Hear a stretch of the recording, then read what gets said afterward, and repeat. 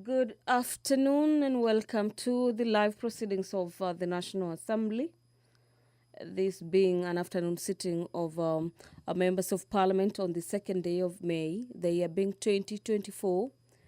A broadcast brought to you by the Kenya Broadcasting Corporation in partnership with the Parliamentary Broadcasting Unit. This afternoon, the House has a number of business to transact in the order paper, and among them is a special motion on the dismissal of Honorable Mithika Linturi as the Cabinet Secretary for Agriculture and Livestock. This afternoon, we expect 11-member committee to be named to consider this particular motion after members of the National Assembly during the morning sitting having supported the motion for dismissal of the Cabinet Secretary.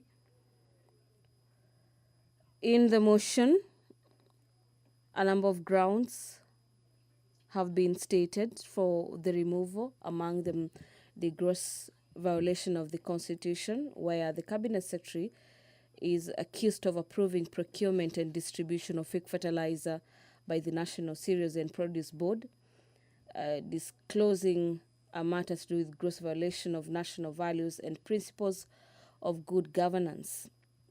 According to the mover of this particular motion, Honorable Jack Wamboka, this is in contravention with Article 10, subsection 1b of the Constitution.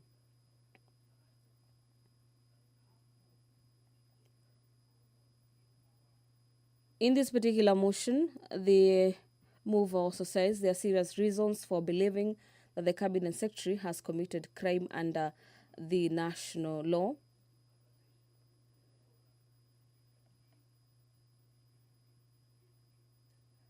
As well as charge number 3, matters to do with gross misconduct, that one, Franklin Mithika Linturi, acting in his role as the Cabinet Secretary responsible for the Ministry of Agriculture and Livestock Development, approved procurement and distribution of fake fertilizer by the National Cereals and Produce Board, in as far as his being a state officer, failed to exercise public trust in the best interest of the people of Kenya, and this amounts to gross misconduct contrary to Section 8 of the Leadership and Integrity Act, Cap 185, subsection C. The CS also failed in his performance of his duties to the best of his ability to carry out the duties of the office efficiently and honestly, and equally that the CS failed to demonstrate professionalism in the carrying out of duties of his office in a manner that maintains public confidence in the integrity of the office, and that amounted to gross misconduct contrary to Section 11A of our Leadership and Integrity Act, Cap 185C. Away from that particular motion, the House this afternoon, under the Committee of the Whole, will resume consideration of the Drugs Authority Bill. This is National Assembly Bills number 54 of the year 2022 by Honorable Robert Pukose. The Land Laws Amendment Bill number 2, National Assembly Bills number 76 of the year 2023 is another bill lined up for consideration this afternoon.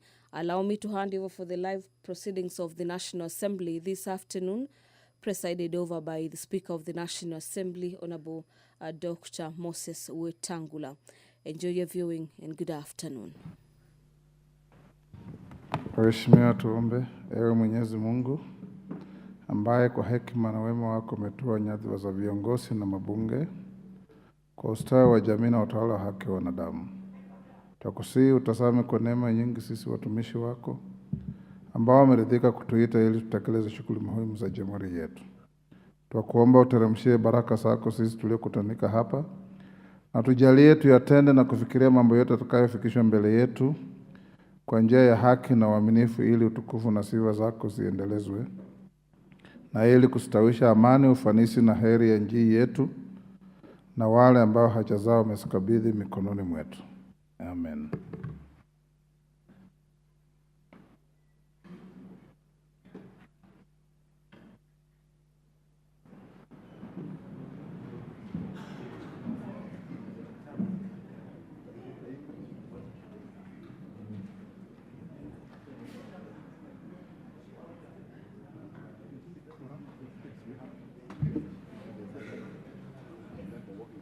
Yes.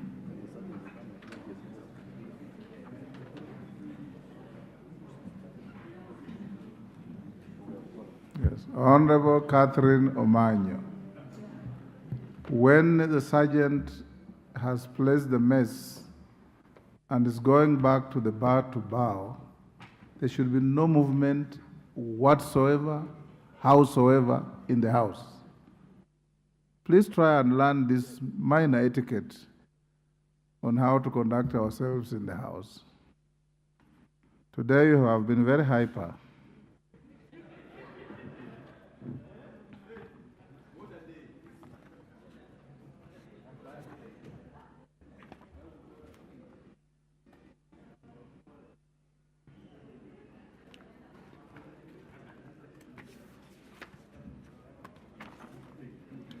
We have quorum, Sergeant.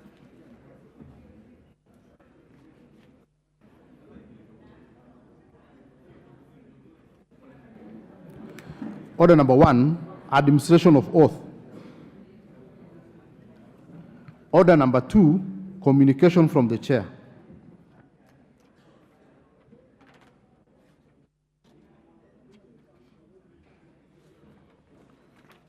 Members on their feet, take your seats.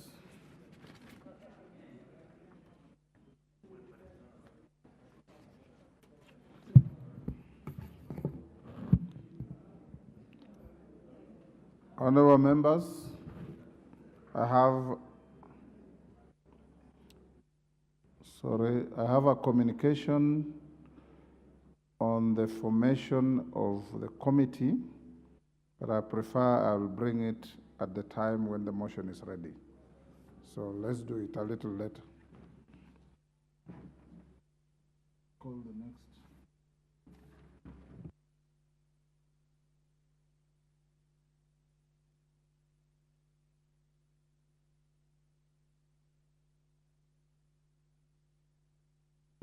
I thought I was dealing with the motion of this morning.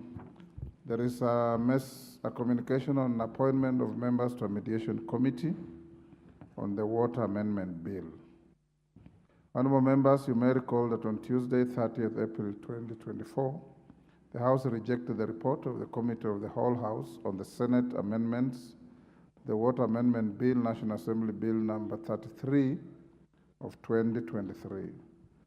The import of this essentially remits the bill to a mediation committee in line with Article 112(2) of the Constitution and Standing Order 149(1). Article 113 of the Constitution requires that whenever a bill is referred to a mediation committee, the speakers of the Houses of Parliament shall appoint an equal number of members from both houses to attempt to develop a version of the bill for consideration by the Houses of Parliament. In this regard, honorable members, having consulted with the leaders of the majority party and the minority party, I have appointed the following members to represent the National Assembly in the mediation committee to consider the bill: the Honorable Kangoko Bowen MP, the Honorable Maisori Kitayama MP, the Honorable Mudama Stanley MP, the Honorable Dorothy Kiara MP, the Honorable Paul Nzengu MP, the Honorable Hussein Weitan MP, and the Honorable Gertrude Mbeyu MP. Honorable members, the aforementioned members will await the appointment of senators to the mediation committee for the committee to be fully constituted for purposes of commencing the mediation process. Once I receive a message from the Senate to that effect, I will convey the same to the House. Thereafter, the mediation committee will embark on an attempt to develop a mediated version of the bill in accordance with Article 113 of the Constitution. I thank you.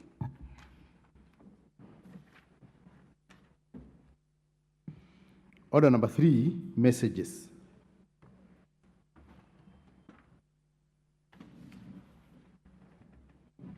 Take your seats, honorable members. The nearest seat, Sarah.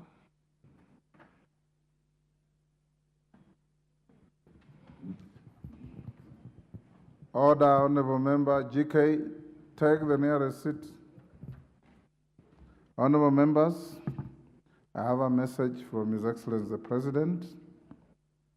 This is a referral by His Excellency the President of the Penal Code Amendment Bill 2022.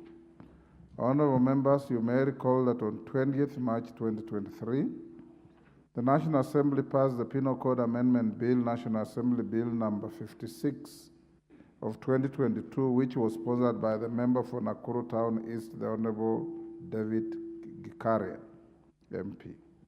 The bill sought to repeal sections 182 of the Penal Code, Cap 63. Following its passage, I presented the bill for assent to the President in accordance with the provisions of Article 115 of the Constitution. Honourable members, I wish to convey to the House that I have since received a memorandum from His Excellency the President referring the bill back to the House for a consideration in accordance with the provisions of Article 115 of the Constitution. In the memorandum, His Excellency the President has expressed reservations on Clause 2 of the bill and notes inter alia that were the bill to be assented to in its present form without offering alternative offences or sanctions, the bill will effectively render certain indecent, immoral, or disruptive public conduct to be acceptable. That the repeal of Section 182 shall encourage the commission of the acts covered under Section 182 and allow persons to freely behave in a disorderly or indecent manner in a public place and conduct themselves in a manner likely to cause a breach of the peace. And that the repeal undermines the credibility of criminal law and may promote public disorder and disobedience. Further, a blanket decriminalization of conduct that a majority considers delinquent undermines the reputation of the law as a reliable moral authority that should be obeyed. Consequently, His Excellency the President recommends deletion of the said clause of the bill, which, as a matter of fact, is the primary content of the bill. Honourable members, Standing Order 154-2 requires the House to consider the President's reservations within 21 days upon receipt of a memorandum. In this regard, the memorandum from the President now stands committed to the Departmental Committee on Justice and Legal Affairs for consideration. The committee is required to table its report soonest to allow the House to consider the President's reservations within the said timelines. Honourable members, may I at this point remind the House of the Speaker's communication of 28th July 2015 concerning the consideration of the President's reservations to a bill and amendments thereto. I particularly draw your attention to the guidance that the voting threshold for the passage of amendments proposed by a committee or an individual member that have the effect of fully accommodating the President's reservations is a simple majority as contemplated under Article 122(1) of the Constitution as read together with Article 115(2)(a). On the other hand, an amendment that does not fully accommodate the President's reservations, or indeed one that has the effect of a total override of the President's reservations, including negating his proposed text, would require a two-thirds majority vote. Two-thirds voting threshold to be passed in keeping with the provisions of Article 1154 of the Constitution. In conclusion, honourable members, I hereby direct the clerk to circulate the memorandum from His Excellency the President to all members so that they familiarize themselves with its contents. I thank you. Next.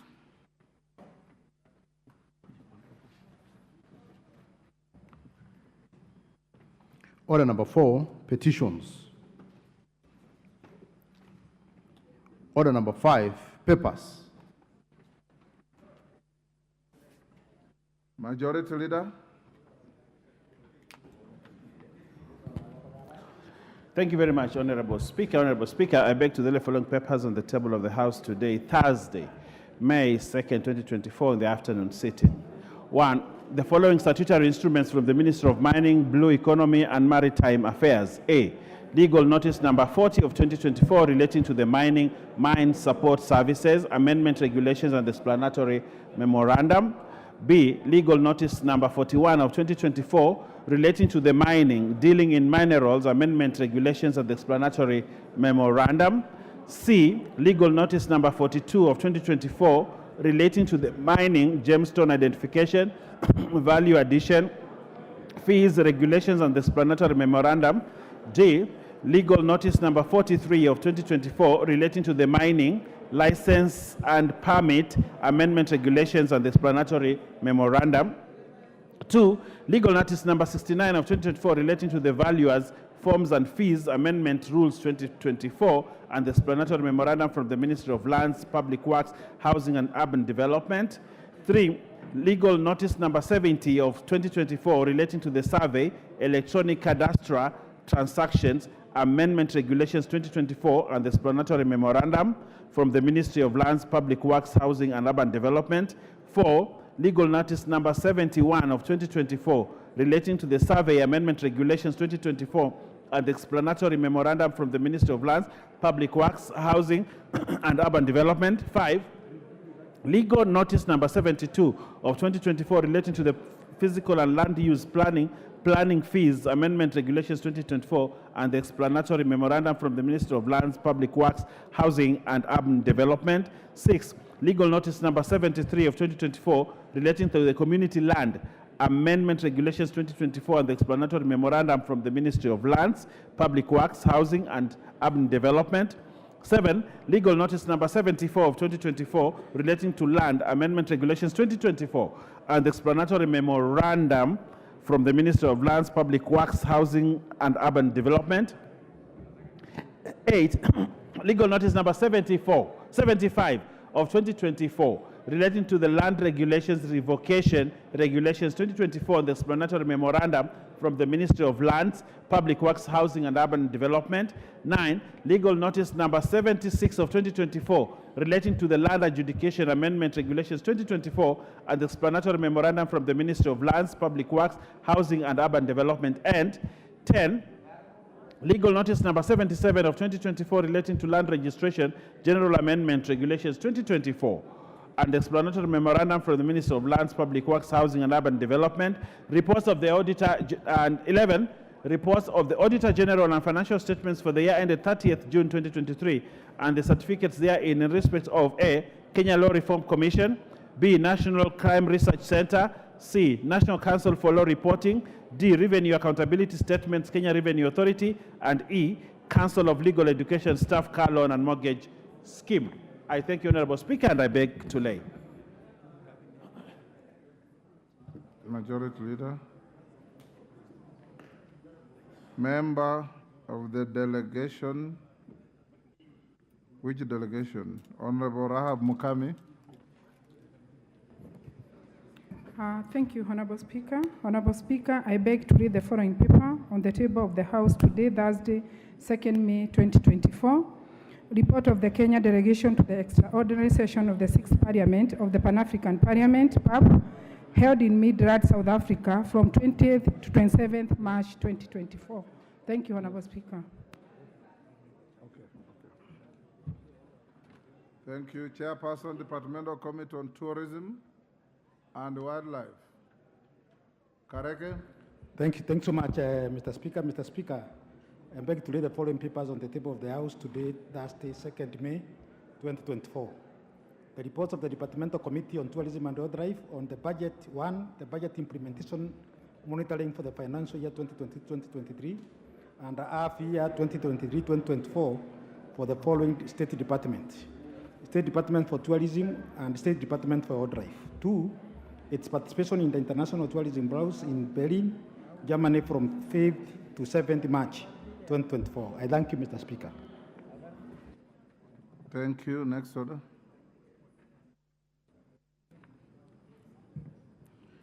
Order number 6, notices of motion. Rahab Mukami. Thank you, Honorable Speaker.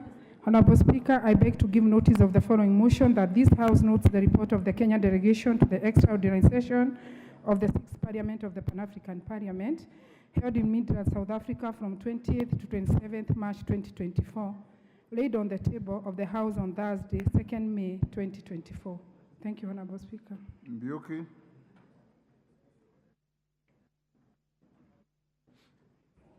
Thank you, Mr. Speaker. Honorable Speaker, I beg to give the notice of the following motion that one, this House adopt the report of the Departmental Committee on Tourism and Road Drive on the budget implementation monitoring for financial year 2022-2023 and via 23-24 for the following state department laid on the table of the House on 2nd May 2024. One, the State Department of Tourism, and two, the State Department of Road Drive. I thank you, Mr. Speaker.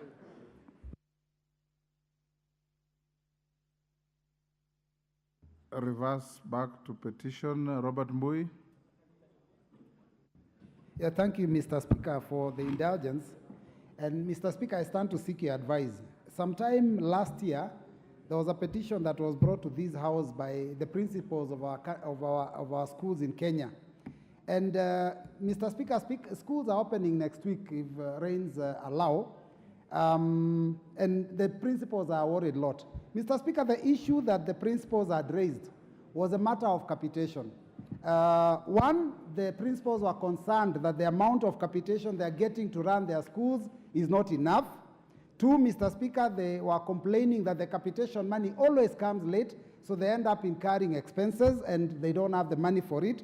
Three, Mr. Speaker, they raise a concern that many of the learners of Kenya are not registered under the system of NEMIS, which is a digital system of registering students, because some of them don't have birth certificates, which is not the fault of the principals or the parents, because it is a state-given document. And four, Mr. Speaker, the principals alluded to the fact that from 2018, the amount of money they were getting as capitation was reduced by the Ministry of Education, and so they have been getting less money. Are you representing the petition? Mr. Speaker, I'm just about to finish to ask the question so that you can help us. The issue that is of concern, Mr. Speaker, is that the principals already have a debt now of about 54 billion. And Mr. Speaker, this petition came at a time when it was supposed to be handled within the budget cycle so that a solution would be given to them. So the question, Mr. Speaker, I ask is, because now the budget lines are going on and times are also passing, what are we going to do and what advice would you give so that we can provide an answer to the principals of Kenyan schools so that they can be able to run their schools, Mr. Speaker? Thank you, Mr. Speaker. Thank you. Where is Nimrod? And you can say, Robert, if you are the one who presented the petition, if you had sought my advice, I would have advised you differently. Because now the petition is gone to the petitions committee that you know has been having a backlog of work. If you had filed a question in the same terms that you have elucidated to the Committee on Education, Mel is here, he would have handled it and he's quite an efficient chairman. He could have handled it. But since you chose to make the bed the way you did, you'll just lie on it. Where's the majority leader? Yes, minority leader. Honorable Speaker, actually I agree with your advice. But since the matter is clearly a matter of public notoriety, and the able Honorable Chair for Education is here, and you know, Honorable Speaker, that schools are for sure opening next week on Monday. They should have opened actually this week on Monday. But due to the raging floods, the opening of school was postponed by a week. Would it be in order, therefore, Honorable Speaker, to direct from the chair, really, Honorable Meli, to liaise with the relevant ministry, the Ministry of Education, to come up with a definite position on this matter of capitation? Honorable Speaker, schools will not run. There is no money in schools, and the principals are helpless. How do we expect the principals and and school managers to run these schools without money? Without money. That is a matter that is so urgent, Honorable Speaker, that perhaps Honorable Meli could pronounce himself on it, even as we wait for the petition committee to do its work. Thank you, Honorable Speaker. It's inappropriate for me to ask Meli to comment on a matter that is not before his committee. But Meli, if you want to volunteer, remember equity does not assist volunteers. But if you want to volunteer to help the House, yeah? Mr. Speaker, I'm not volunteering, but I can just give information Yes. especially on issues concerning that amount of money. Honorable members, I think it was in this House that it is noted in the Education Committee there is always a budget gap of 20 billion on capitation. We, as Education Committee, we place this before the Budget Committee, Honorable Speaker, that schools have, the government owes schools 9,000 per child in every school. So it is coming to what Honorable Mbuya said. So I tabled it before the Budget Committee, and I think the chair knows it, that they need to fund up to 54 billion, and that is actually in terms of fees arrears. And you know the government is a parent like any other to the schools. So that is where we are. And in the last budget, the Budget Committee actually factored in 2.5 billion, which is a paltry money. So it is good that this issue is brought before the House, and it is the assembly of this House that we actually appropriate monies. Thank you, Honorable Speaker. Majority Leader, you still have to inform the chairman of public petitions to ensure that in the event we'll have any special sitting within the recess period, I'll direct the clerk to list that petition so that it can be dealt with within the context of that special sitting. Thank you, Honorable Speaker. I'm guided, but I can see the Honorable Muriuki, who is here. He's a member of the committee. Who? Muriuki. Which Muriuki? Not Muriuki. But anyway, Chair, Speaker, I will pass. Is there any member of the Public Petitions Committee? So there are here several of them. But it's okay, Honorable Speaker. Yes, I will do. You know your members. I'll do as guided. Yes. Thank you. Thank you. Try and see what we can do. Next.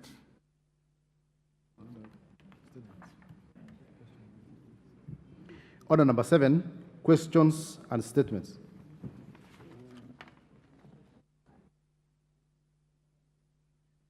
We have several statements, including some that I had approved but are not on the order paper. Those I give the opportunity, try and summarize your statement so that we take as many, because this is the last day of this sitting before you go to long recess. Amina Dika, Tana River County.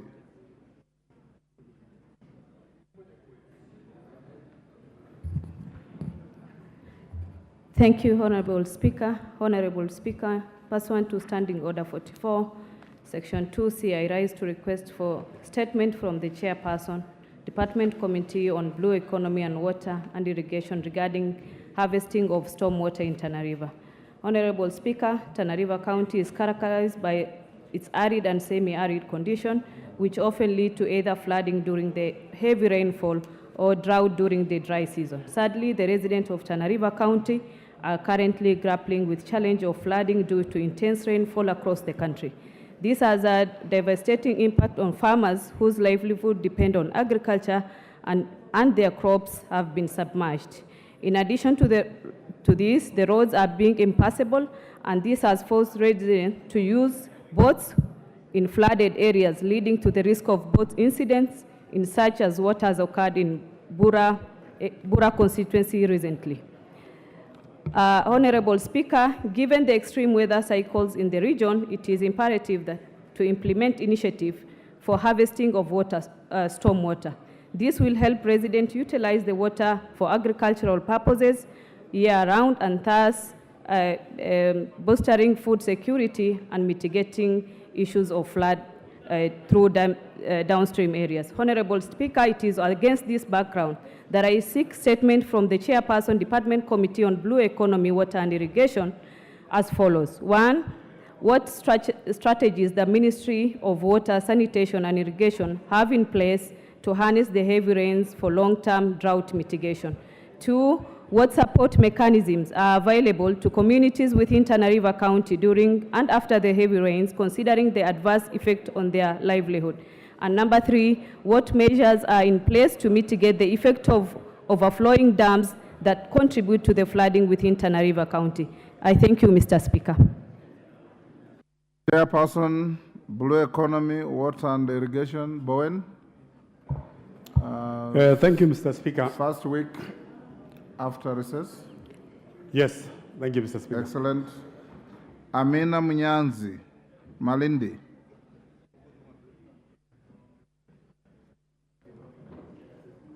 Thank you, Honorable Speaker. Honorable Speaker, pursuant to the provision of Standing Order 44-2C, I wish to request for a statement from the chairperson of a departmental committee on transport and infrastructure regarding the status of processing and issuance of the seafarer's identity document. Honorable Speaker, in 2022, Kenya ratified the International Labour Organization Seafarer's Identity Document Convention, which requires that all seafarers have the seafarer's identity document.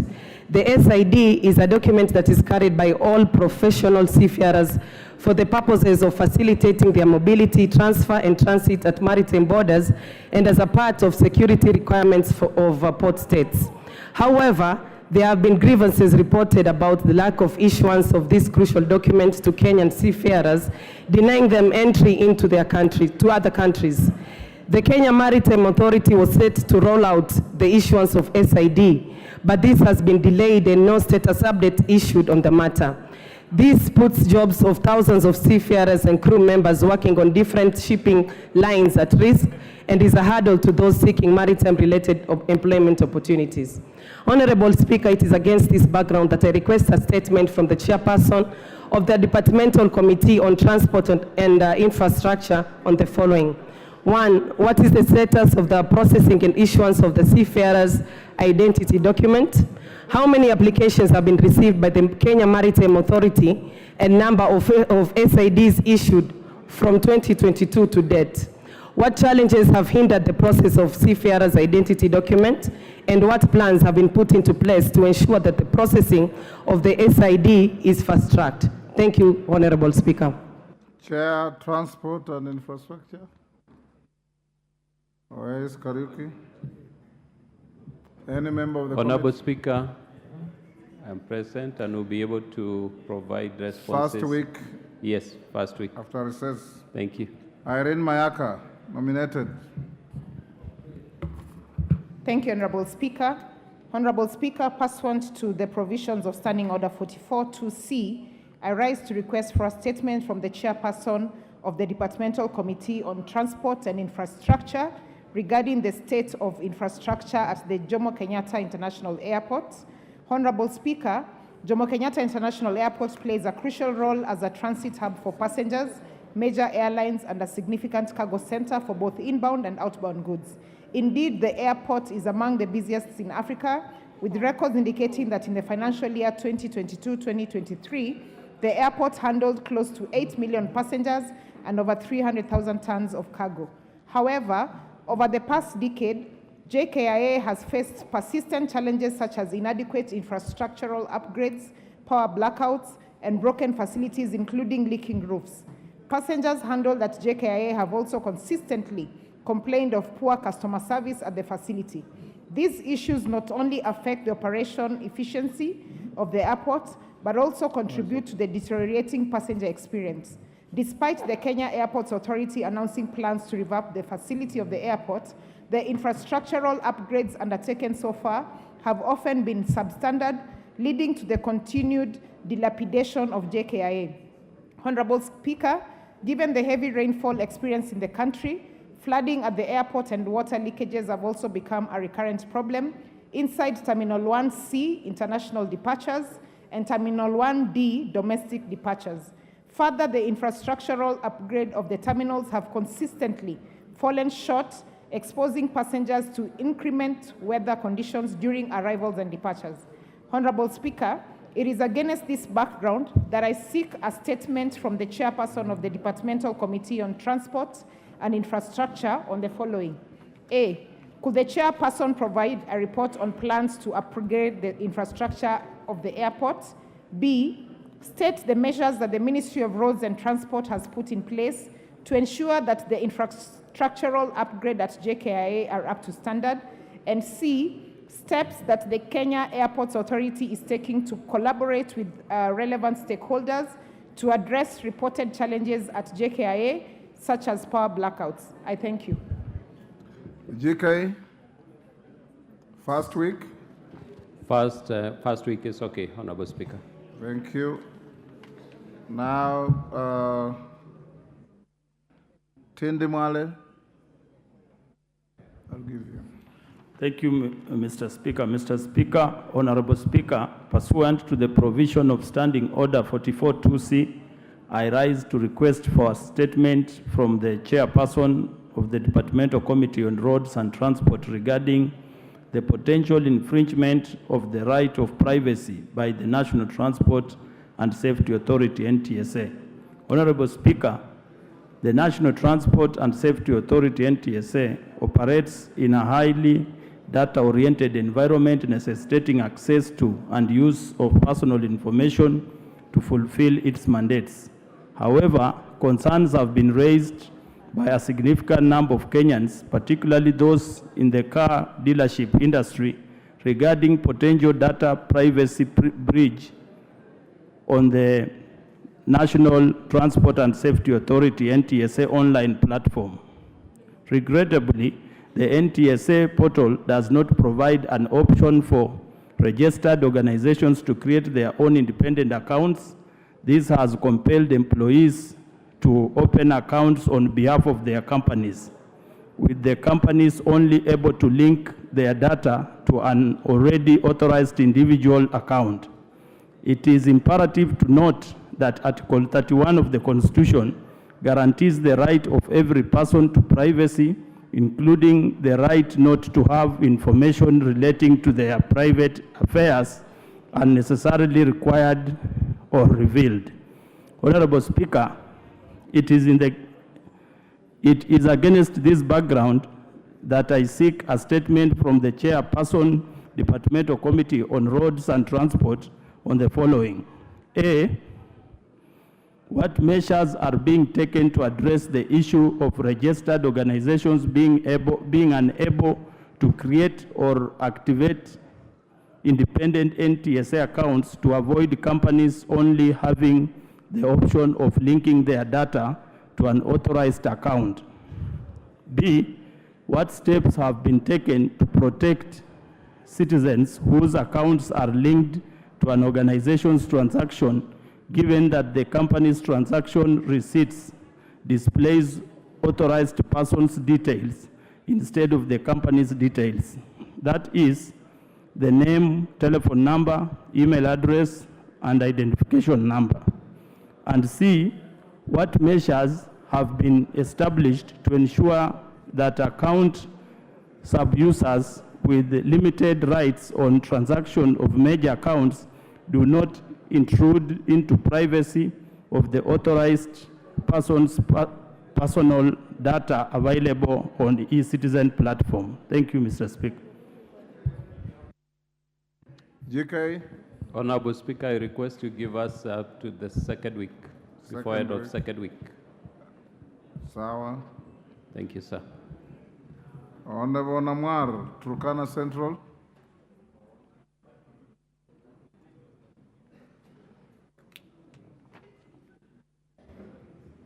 There you are. Honorable Speaker, pursuant to the provisions of Standing Order 43, I wish to make a general statement with regard to the alleged claims of the abduction of Mr. Sami Ektela of ID number 32872871 in Lodwar Municipality, Turkana Central. Honorable Speaker, on Tuesday, 30th April 2024, the member for Turkana South, the Honorable Ariko Namoit, MP, requested for a statement from the chairperson of the Departmental Committee on Administration and Internal Security concerning the alleged abduction of Mr. Sami Ektela, the constituency manager for Turkana South constituency in Lodwar. The member implied that the Minister Sami was abducted, and those in his company were assaulted and lost valuables during the attack. However, I wish to categorically state that investigations have conclusively proven these allegations to be unfounded. It has been determined that the Mr. Sami Ekitela was not abducted and the purported incident was a fabrication. Honorable Speaker, as you have consistently ruled, it is a matter of common courtesy for the area member of parliament to be involved in matters concerning their constituency. Unfortunately, I was neither aware of nor consulted regarding this alleged matter. It is regrettable that my colleague from Turkana South chose to advance political interests by exploiting the privileges accorded by this honorable House and making unsubstantiated claims. To correct the false impression created regarding the security situation in Lodwar, I must underscore that no abduction occurred in Turkana Central. The investigations have conclusively shown that the allegations were baseless. Honorable Speaker, I hereby request that the member for Turkana South, the Honorable John Ariko Namoit, be compelled to retract and apologize to the people of Turkana Central for the false allegations, which have the potential to undermine the peace and security of our region. I also appeal to all my colleagues to refrain from making unfounded claims that could jeopardize the peace and security of our constituencies. I thank you, Honorable Speaker. Member for Turkana South, is he here? He's not here. You'll square out of this chamber.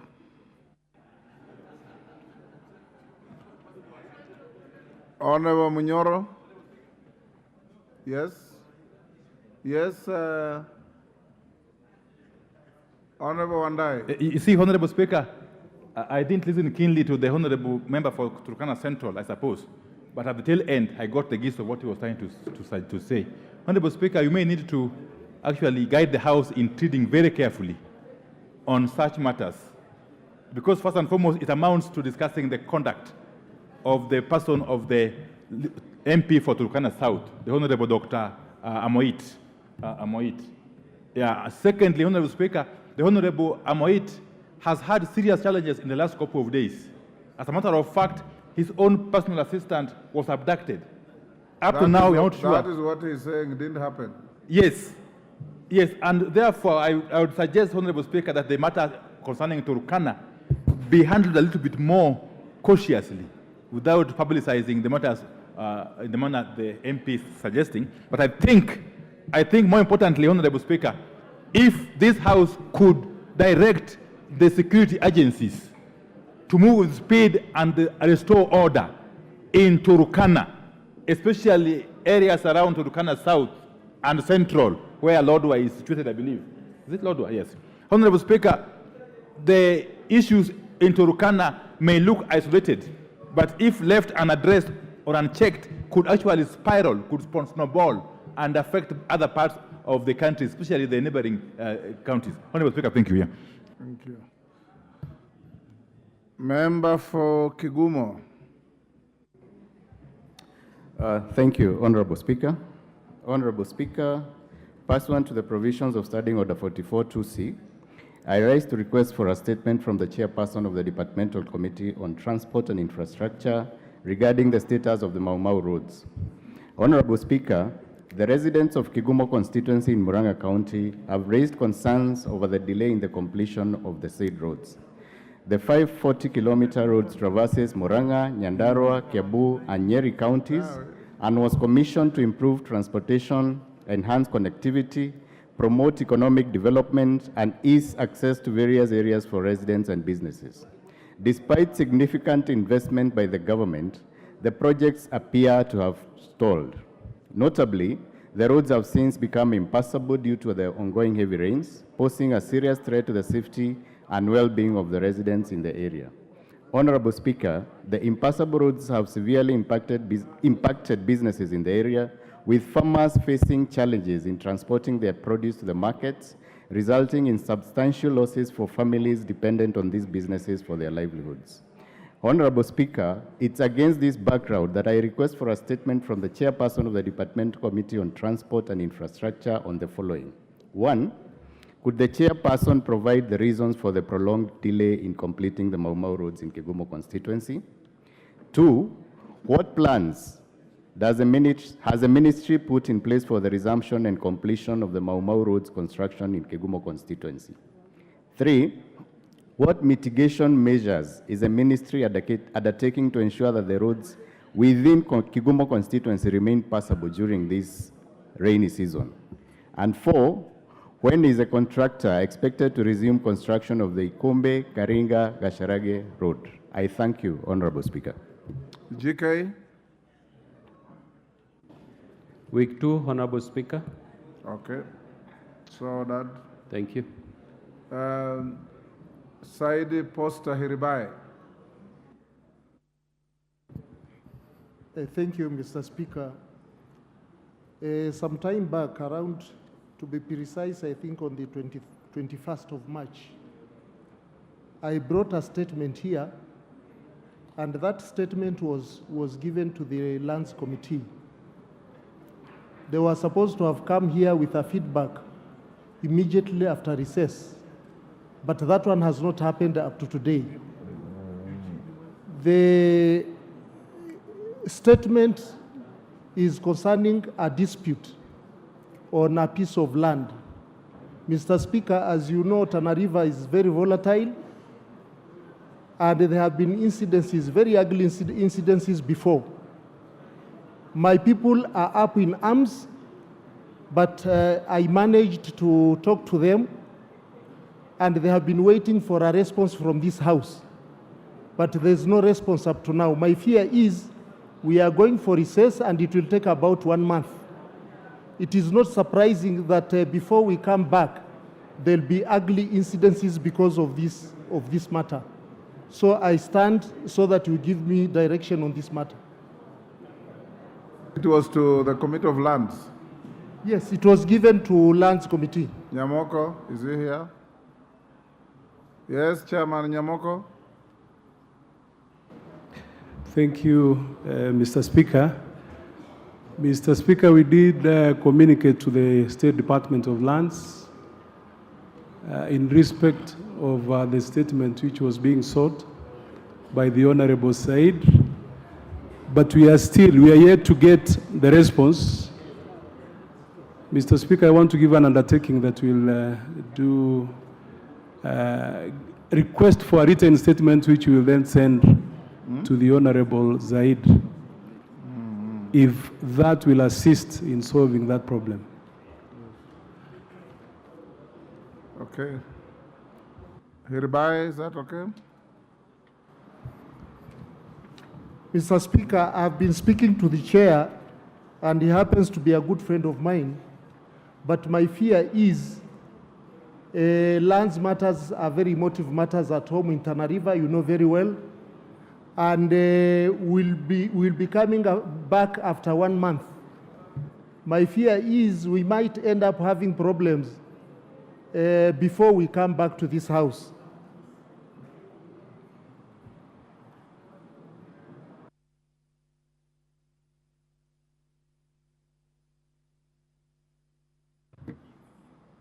Where is Melly? Injendi Malulu to respond to the statement sought by Joshua Kandie, Baringo Central. Do you have the response? Give him the mic. Thank you, Mr. Speaker. I arise to give a response from the CS, Minister of Education, to a request for statement by Honorable Joshua Kandie, MP, Baringo Central constituency, on delayed salaries and understaffing of non-teaching personnel in special needs schools. Honorable members, Article 53, 1B of the Constitution provides that every child has the right to free and compulsory basic education. In this regard, the government runs the free primary and free day secondary education programs for all learners, including those with disabilities and special needs. Under these programs, the government provides capitation to learners at the various levels of education. At the primary school level, the approved rates are a capitation grant of Kenya shillings 1,420 per learner, including those in special needs education primary schools. In addition, the ministry is to provide top-up grants of Kenya shillings 2,300 per learner per year to all SNE learners in primary schools. This top-up grant is for the provision of specialized learning materials and assistive devices and technologies. Special needs education boarding schools are also to be provided with Kenya shillings 11,000 per learner as boarding grants to subside boarding expenses and pay the salaries of non-teaching staff. At the second school level, the approved capitation rate is Kenya shillings 22,244 per learner. Learners in special needs education schools are to be provided with a top-up grant of Kenya shillings 35,730 for the acquisition of specialized learning materials and assistive devices and technologies, personnel emoluments for non-teaching staff, and for food subsidy for learners in boarding schools.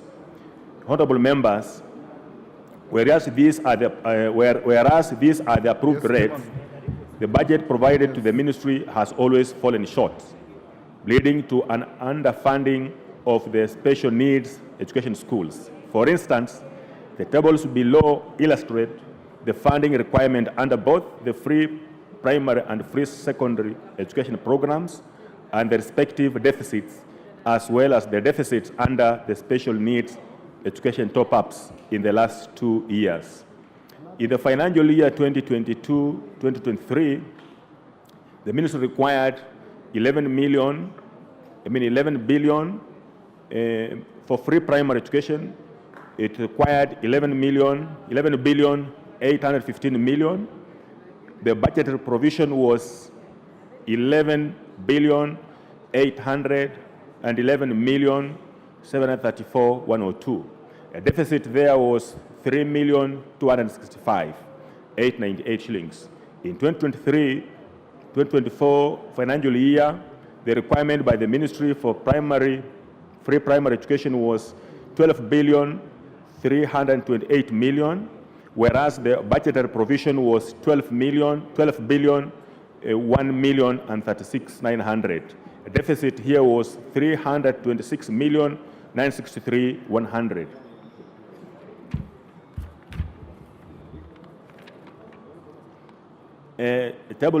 Table 2 on special needs education primary top-up, the requirement for the same years was 2022-23, 856 million, whereas the budgetary provision was 455 million, the deficit was 401.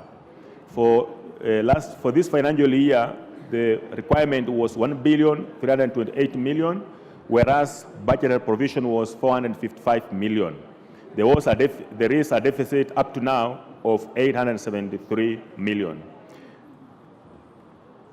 So, Mr. Speaker, when you look at free day second school in the same years, you'll find that for free day second school education, there was a deficit of 17 billion for the year 2022-23, and for the year 2023-2024, there was a deficit of 23 billion. When it comes to special needs secondary school top-up, again, for the same years 2022-23, there was a deficit of 200 million, and in 2023-2024, there was a deficit of 306 million. So, honorable members, the funding gap is significant, especially given the growing enrollment in our learning institutions.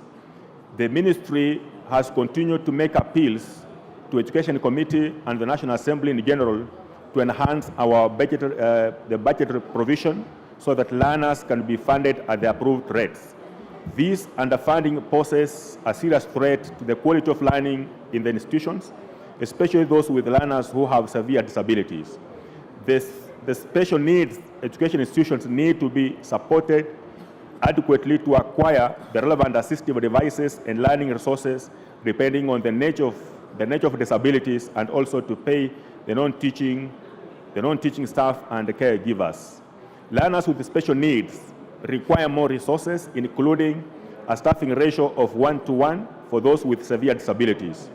In the Cabernet School for the Deaf-Blind, which has been identified by the Honorable Joshua Kandie, for example, there are 81 learners with a teaching staff component of 32 teachers employed by the Teacher Service Commission and support staff of 22, 12 of whom are permanent and 10 are casual staff. These ratios are below optimal. The inadequate funding also means that the support staff are underpaid. Indeed, presently the school has a pending bill of up to 4.7 million in unpaid salaries for support staff. This situation leads to demoralization of staff and a high staff turnover, thereby undermining smooth operations in the schools. The ministry is therefore beseeching the Education Committee to support it in securing the optimal budgetary allocation required to ensure that our learning institutions, including special needs institutions, operate smoothly and efficiently for the benefit of the learners. With funding at the approved rates, the schools will be able to provide the required resources to the learners and also timely pay support staff. From an operational perspective, the ministry disburses capitation to learning institutions in 3 phases of 50% in term 1, 30% in term 2, and 20% in term 3. The ministry always promptly prepares the disbursement schedules for funds to be released by the National Treasury. However, the ministry sometimes faces delays in making actual disbursements to the schools because of delays in release of exchequer from the National Treasury. The ministry, however, always makes efforts to follow up to ensure a timely release of exchequer from the National Treasury. By way of example, the ministry has provided a copy of its letter dated 13th April 2023 under reference number MOSCCT1/03 volume 5 as evidence. This year, the capitation for term 1 has been disbursed to all schools, including special needs institutions.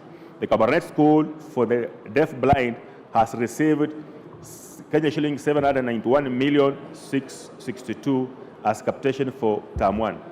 Mr. Speaker, I wish to confirm that we invited the CS to our committee, and at the same time we also invited the member of the Honorable Joshua Kandie, the author of the statement, to our committee, to our Committee of Education meeting, and Mr. Speaker, the honorable member was satisfied with this statement. Thank you. To the next.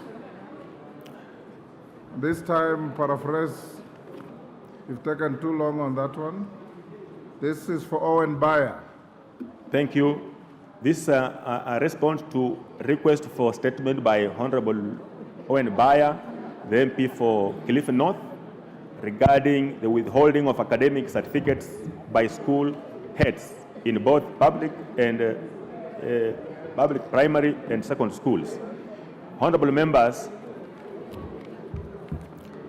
all candidates are by law entitled to their certificates upon release of their results. Every child in Kenya has a constitutional right to basic education, and withholding of certificates violates this right.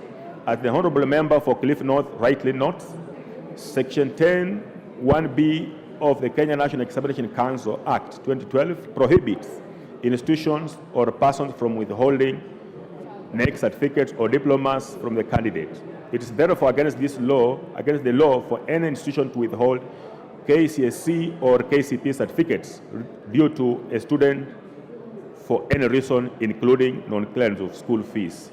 Schools and the school heads are merely agents of NEC for purposes of transmitting certificates to candidates.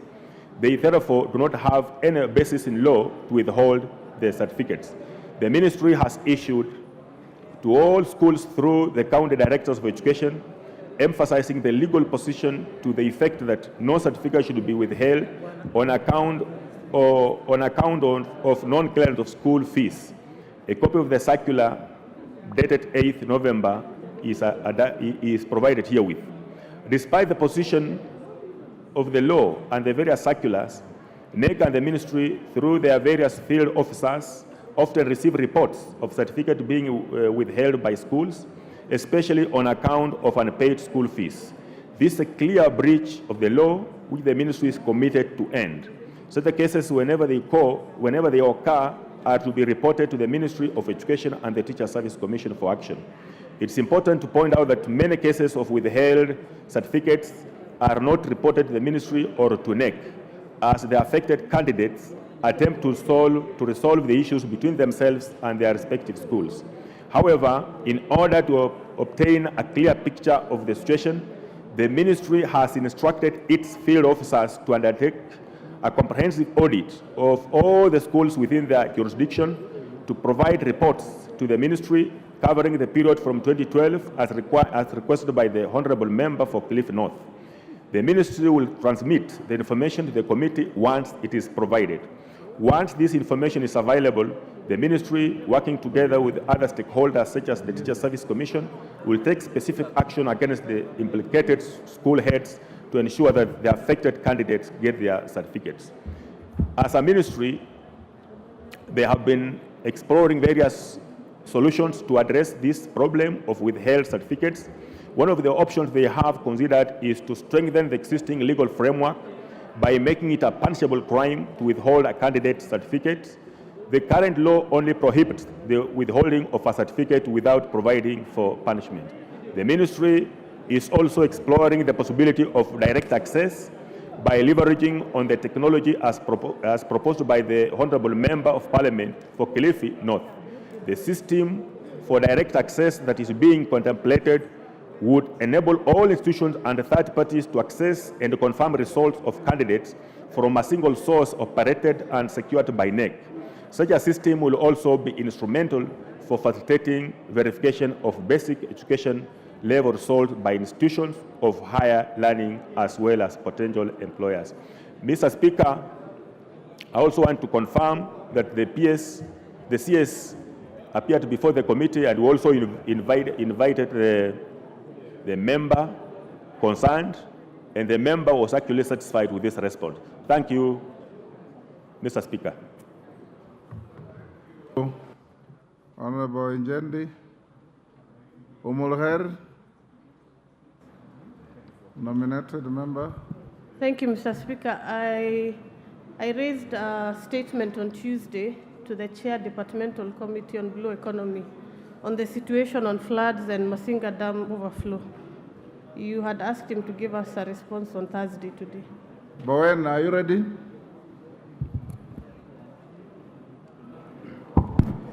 Mr. Speaker, indeed, the Honourable, and also you directed that I give a report about the floods in the country, and especially the floods in Garissa County, Honourable Speaker.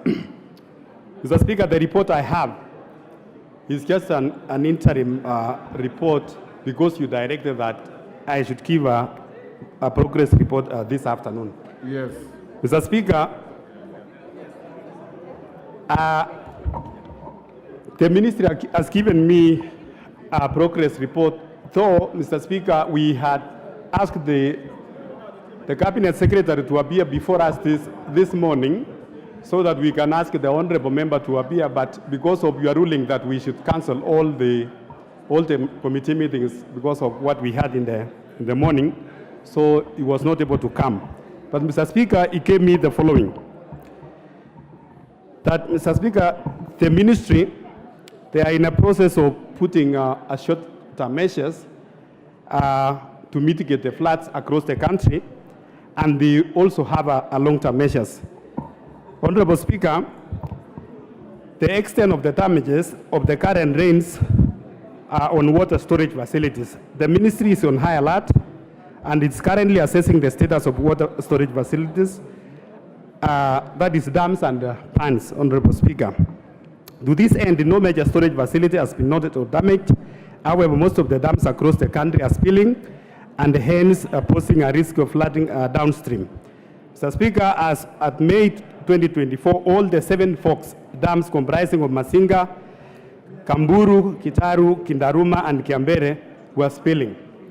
Further, the water supply index in Tana Basin is in Thika, Karisa, Athi Basin, Kiama, Kimaikia, Mwangu, Injini, and Kairi in Lake Victoria, South catchment areas like the Dunga, Oyani, are submerged. The water supply services areas affecting an estimated of about 400,000 people. In most cases, the utilities such as the basins have adopted the water rationing to manage the supply and demand. It's also noted that the following facilities has been affected.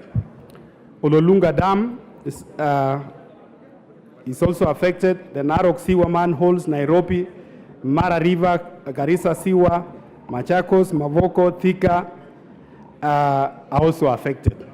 Mr. Speaker, the ministry, they have given that the short-term solutions to address the current impact on the storage facilities. As earlier stated, the storage facilities have not been damaged, but there is a lot of spilling which has caused the floodings downstream. Understanding the consequences of spilling, the ministry has installed a real-time monitoring stations at a strategic locations on the rivers for the providing the status of water levels every day. This data is used to provide a periodic advisories to alert downstream communities to remain vigilant on the safety. The real-time water levels monitoring stations have been installed in the following areas. Mr. Speaker, and the ministry, they have given in Lake Victoria North Basin, they have given a place called Lisio in Busia County, Malaba in Malaba, Isiku in Kakamega. There is also a place called Woroya in Ukunja. And in Lake Victoria South, there is Akuja Mikori, there is St. Miriu, there is Nyando, Lake Victoria, Kipsonoi, Aina Matua, Nyando Moroni, and Chongit. In Rift Valley Basin, Honorable Speaker, those alerts are in Joro, Ewasonyiro, Berkera, Molo, Lake Naivasha, Meroroni, and Engare in Narok. In Athi Basin, they have given provided in Nairobi, the Athi Kibwezi, Athi Wamuyu, and Savo. In Tana area, they have given a Tana in Garissa County. There is also Atiba in Kirinyaka, Tana in Sagana, that's in Sagana area, Nanyuki, and the Ewasanyiro Narok in Rumuruti. The ministry needs and states cooperation are constantly monitoring the performance of the dams and water pans in the country, including the private water pans. The water pans that are showing some levels of distress are evacuated. Mr. Speaker, on the long term, the ministry is mobilizing resources through the various strategies, which entails the PPPs, the water sector climate financing and social dams to construct a climate-proof water harvesting and a storage infrastructure to harvest water of flood controls. The target is about 100 like dams, which is about 3,000 water pans and 200 small dams. The plan is to increase the annual per capita water from the 452 cubic meters per person to 620 meters cubic per person by the year 2025 and 700 meters cubic per person by 2027.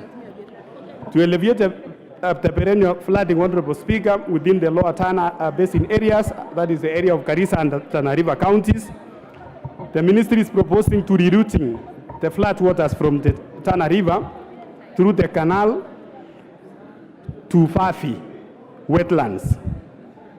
The rechanneling of these water floods will also be used for irrigation during the periods as well as recharging of the aquifers. Honorable Speaker.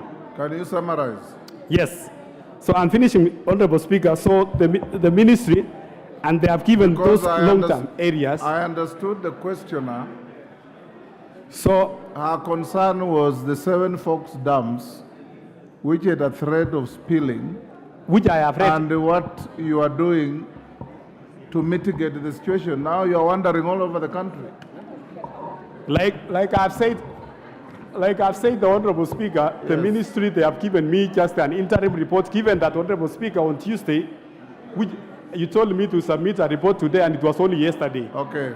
So, I've given just an interim report, and I'll give the Honorable Member a copy, but I will invite the Cabinet Secretary, maybe next time, so that also the Honorable Member can appear. Excellent. Thank you, Mr. Speaker. Thank you. Omolher, you've gotten the report. If you have any issues, sort out with the Bowen. We don't have the time. Beatrice Adagala.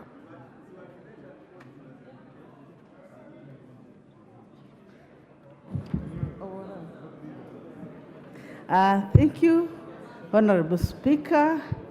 I request for a statement regarding preparedness of schools during rain season. Honorable Speaker, pursuant to the provision of Standing Order 44-2C, I arise to request for a statement from the chairperson of the Departmental Committee of Education regarding the preparedness of schools to deal with the effects of heavy rains and associated challenges. Honorable Speaker, the rains pounding various parts of the country have resulted in flash floods affecting many citizens, including school-going children. In the recent past, floods have not only caused closure of schools, but they have also led to loss of lives, destroyed school infrastructure, made roads inaccessible, displaced families, and increased disease outbreaks. Regrettably, this has had an impact on school attendance and subsequent poor academic performance by school children.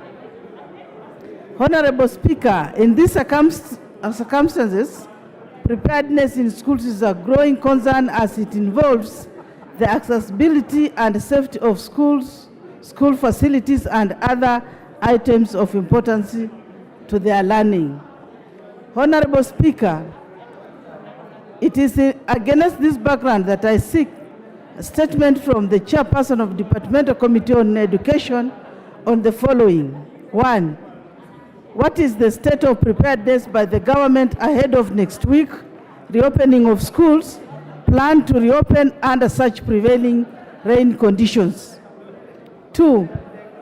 Could the ministry state the number of learning institutions affected by the ongoing heavy rains in the country?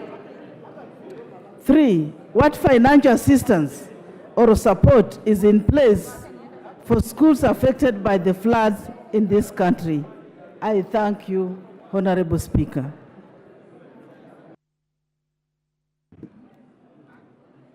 Bowen, is that to you or to education?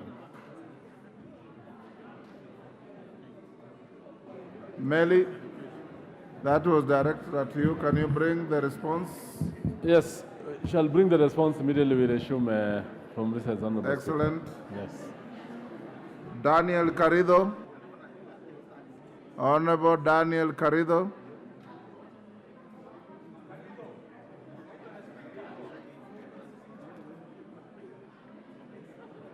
Member for Igembe Central.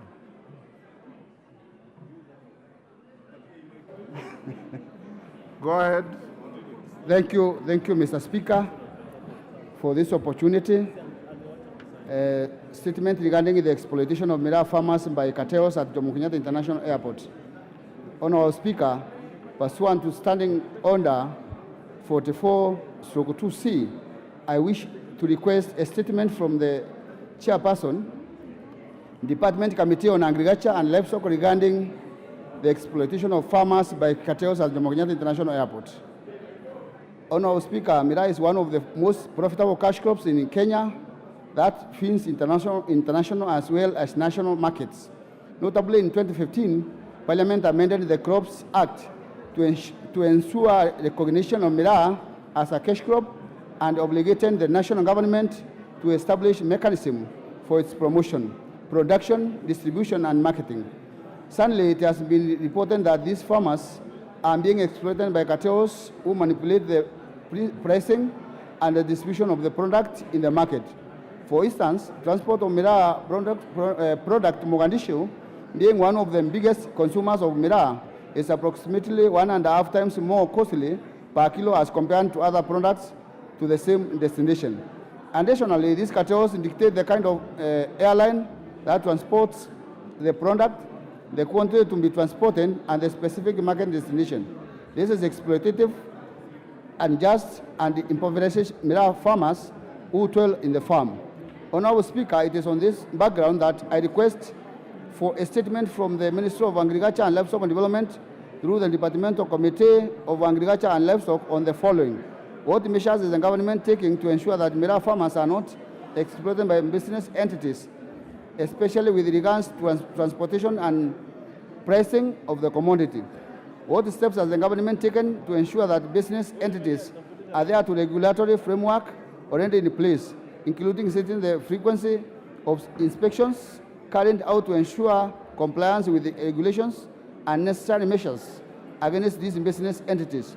What plans are in place to ensure that all approved airlines, including Kenya Airways, transport the commodity to all market destinations that have been approved by the government of Kenya? And what measures is the government going to take to ensure that the cartels are dealt with who are hindering the business at the Jomo Kenyatta International Airport? Thank you, Mr. Speaker. Chairman Agriculture, any member of the committee, Majority Leader, inform the Chair Agriculture to bring the statement upon resumption from recess. Timothy Toroitich. Thank you, Honourable Speaker.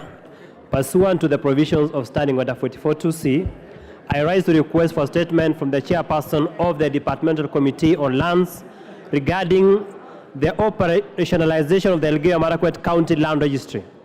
Honourable Speaker, land registries play a crucial role in maintaining an efficient land registration system and ensuring the orderly conduct of land transactions. Unfortunately, despite the Elgeyo-Marakwet County having its own land registry, it remains underutilized due to the absence of land valuers, whose deployment falls under the purview of the Ministry of Lands. Consequently, land valuations of Elgeyo-Marakwet residents are conducted in Uasin Gishu County, causing administrative disparities and inconveniences for local residents who require land registration services and title deed issuance. The situation also derails important projects that often require valuation reports for land acquisition purposes, such as projects funded by the National Government Constituency Development Fund, NGCDF. The unavailability of valuation reports impedes the NGCDF committees in disbursing funds for community development initiatives. Honourable Speaker, it is against this background that I request for statements from the Chairperson of the Departmental Committee on Lands on the following. 1. Could the Chairperson provide timelines for deployment of land valuers to the Elgeyo-Marakwet County Land Registry? Number 2, what measures is the government taking to ensure full operationalization of the Elgeyo-Marakwet Land Registry to enable county residents to access land registration services and issuance of title deeds conveniently? I thank you, Honourable Speaker. Chair Lands, first week. First week, yes, Your Excellency. Omolher Harun. Omolher Harun.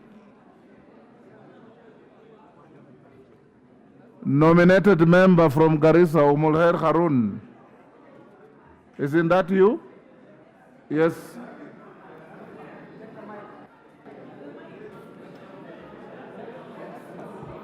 Mr. Speaker, I don't, my apologies. I thought I raised a statement I had. You are following up an earlier statement. You had filed another statement, but we'll drop it if you are not ready. I got a response from the chair. Okay. Rael Kasiwai.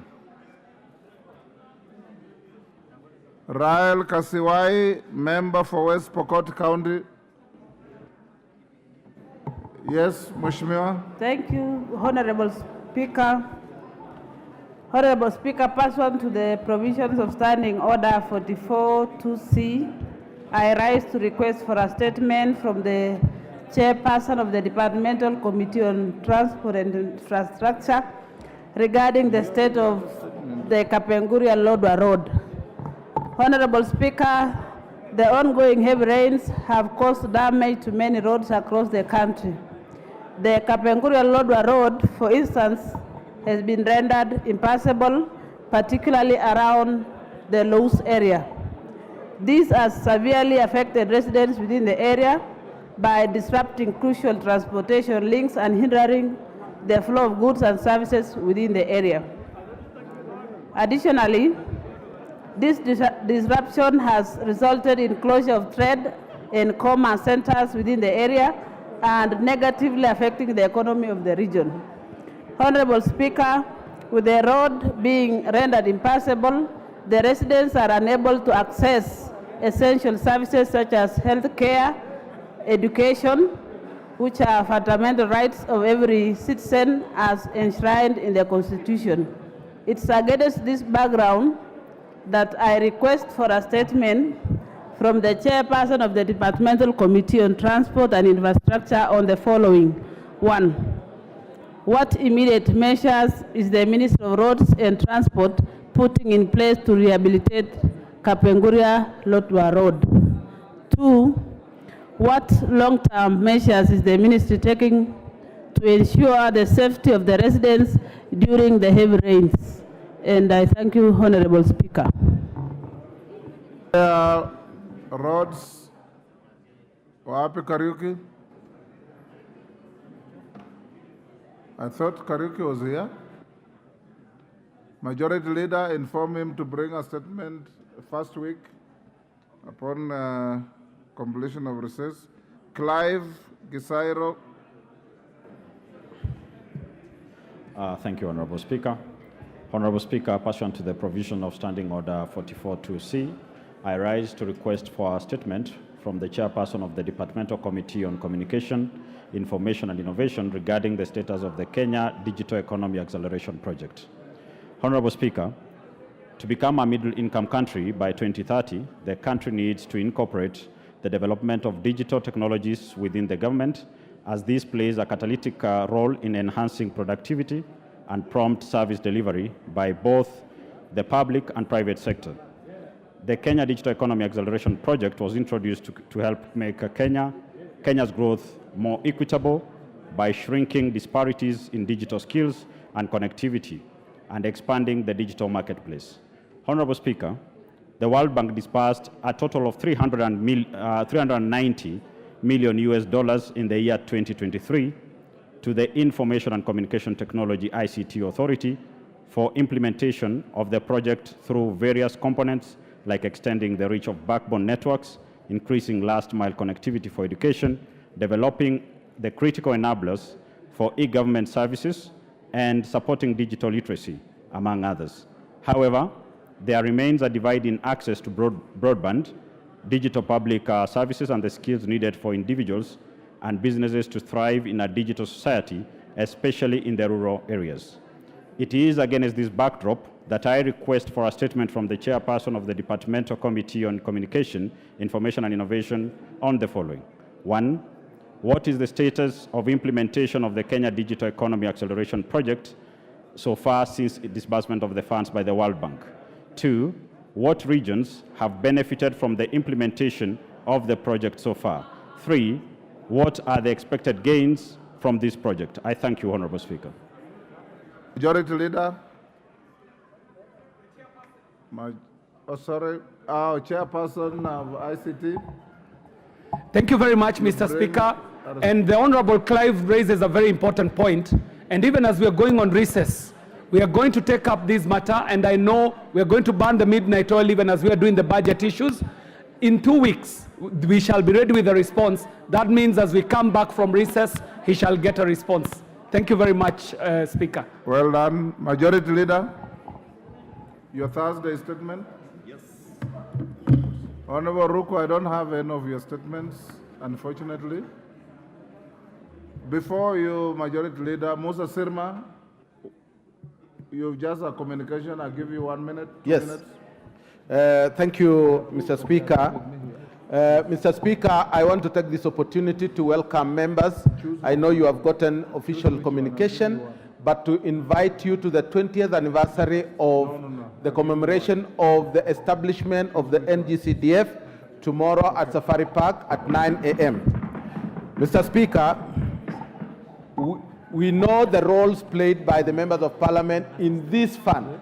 They are pivotal to the development of this country, and especially in committing the funds to the exclusive functions of the national government. Mr. Speaker, I also want to confirm to members that the commitment by the government to deliver the continuous payment of 10 billion every month is on course, and there is no default at all. And therefore, Mr. Speaker, the respect accorded to you, having been given that commitment, has been met. Mr. Speaker, also chairmen and fund account managers have been invited to that meeting. Welcome all. Thank you. Thank you, Honorable.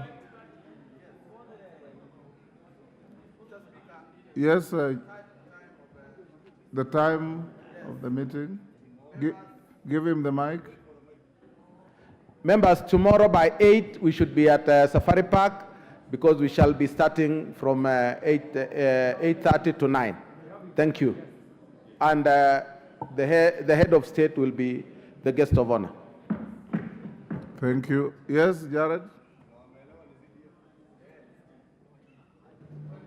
Members, you are conversing very loudly. Musa Sirma is inviting all of you to Safari Park tomorrow morning, particularly those of you who are in continuous interaction with the CDF, NGCDF, to celebrate the 20th anniversary of this important fund.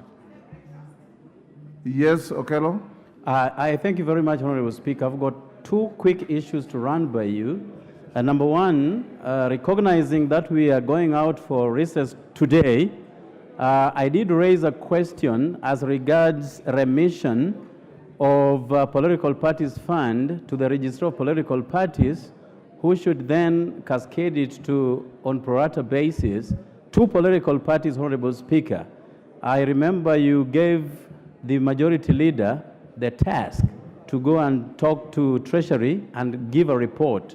And now that we shall be out for a month, I hope the report is ready to that regard. Honorable Speaker, secondly, and this is most important to me, as the chairperson of Parliamentary Service Commission, with the mandate of ensuring welfare and comfort of members of this House, Honorable Speaker, I am concerned about the relationship between this House and the Executive, particularly as regards the sitting arrangements, Honorable Speaker. Whereas I do not attend presidential functions for obvious reasons, I happened to, a fortnight ago, attend the burial of Chief of Defense Forces, my brother and friend, Francis Ogola, who has substantively been replaced this morning, Honorable Speaker. Honorable Speaker, I know that cabinet secretaries depend on this House to get those jobs. But I was so disturbed that members of Parliament were literally scrambling for seats where the President was, Honorable Speaker. My brother, Honorable Ruku, I believe the tallest man in this House, had to stand up for 5 minutes, and I had to cede my own seats for Honorable Ruku. Because, you know, when I stand looking for a seat, it is permissible. But when Ruku, with the 7.2 feet high, looking for a seat, it becomes very embarrassing, Honorable Speaker. So one thing that I cannot wrap my head around properly is whether this is a policy of government that where members of Parliament are, no one accords them seats. Yet, cabinet secretaries have all the latitude. They have all the seats marked to their names. But members of Parliament must suffer, literally, trying to locate seats, Honorable Speaker. I implore upon you as our chair, Honorable Speaker, whether something can be done to this respect, because these members play a very important role. To get into this house, you literally depend on the charity of our voters. Yet, a cabinet secretary only needs one person to appoint him to that office, Honorable Speaker. And therefore, we are subjected to inordinate embarrassment before the public that we have to literally beg for seats, Honorable Speaker. And Honorable Ruku can bear me witness that I had to cede my own for his sake. You've made your point. So, Honorable Speaker, we need your indulgence and direction on this. Whether it is a protocol issue stemming from State House, it has to be corrected now and today, so that the respect that we enjoy with the electorate out there can permeate and continue, and that we enjoy. Actually, as I finish, the majority leader who was sitting 3 feet away from me had to be squeezed and sandwiched in a very small seat that do not befit his position, whereas we have our own political differences. His comfort is my comfort, and his welfare is my welfare in return. We may differ politically, but when it comes to the comfort and welfare of a member of this House, that sits at the top echelons of my consideration, Honorable Speaker. And I thank you for the opportunity. Majority Leader, anything to say to that? Ruku Ngoja. Thank you, Honorable Speaker. Honorable Speaker, I know Honorable Wino indeed was seated next to me at that funeral. But let me just, for the record, state that I went for the funeral to mourn with the family of CDF Ogola. Wherever I would have sat, I was comfortable to sit anywhere because it is a funeral, Honorable Speaker.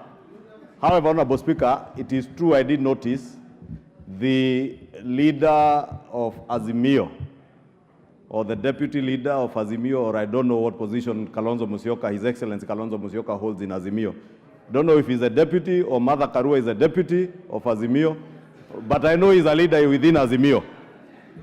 His seat was very far from where ordinarily I would expect a leader of that stature, and it took myself and the leader of majority in the Senate to cede our own seats, to move, to allow the Honorable Kalonzo Musyoka to move to where we thought warranted his sitting. Therefore, Honorable Speaker, probably there was a problem with the protocol that day, and maybe the best I could do is on behalf of either the Ministry of Defense, who are in charge of the protocol at that funeral, to offer my very profound apologies to the Honorable Wino and the Honorable Ruku, Honorable Okello. I know he's from Kanyagwar, where he knows I have been there, to offer my very profound apologies. I know he likes a seat at a very prominent position, and the Honorable Ruku. Honorable Ruku was, like myself, very comfortable because we came there to mourn the fallen hero in General Ogola.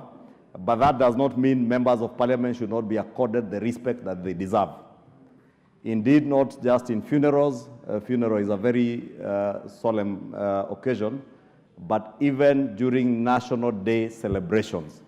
Seats for members of parliament, and let me just say this so that the Ministry of Interior and those in charge of the protocol during national functions here, members of parliament seats ought to be reserved ahead of those of cabinet secretaries and principal secretaries. I have seen in some occasions, Honorable Speaker, they even put seats of governors ahead of those of members of parliament. And Honorable Kainan will tell you, he did sponsor a bill in this House on the order of precedence. And the order of precedence for members of parliament ranks very high up those of other state officers, some of which are elevated above members of parliament. And therefore, Honorable Speaker, let me just commit also to pick that matter up with the Ministry of Interior, that is usually in charge of state protocol, to ensure that even on beginning this June 1st, if the Honorable Kainan, Honorable Robert Mbui accompany the Honorable Kalonzo Musyoka, they must be accorded a place to sit and a respectable place to sit. You do not expect the Honorable Robert Mbui to go and sit on the grass. And you know, the last time he tried to imitate people in some demonstrations, he broke his legs and he fractured his legs, Honorable Speaker. So you can imagine what would happen to Robert if he tried to sit where other members of the public. But as for me, Honorable Speaker, let me just for the record state, I am ready, I am willing to sit. Occasionally, I will cede my own seat to members of parliament. I have attended functions, presidential functions, where I find the member of parliament, the area member of parliament, has not been accorded a good place to sit, and I offer and I cede my own seat, which will usually be very close to that of the president. I cede it to the area member of parliament to sit next to them. Therefore, again, let us not take some of these things too heavy in our hearts. All these positions, Honorable Speaker, are transitory. I am leader of majority today, tomorrow I might not be. Those who are cabinet secretaries today, tomorrow they might not be. Therefore, let us also have some humility in service. We are all at the service of the people that we serve, and we must put service ahead of our own personalities and our egos. I know we all have different egos. We must put service at the core of our service to the nation, Honorable Speaker. I remain strong to serve. Ruku. Order. Ruku.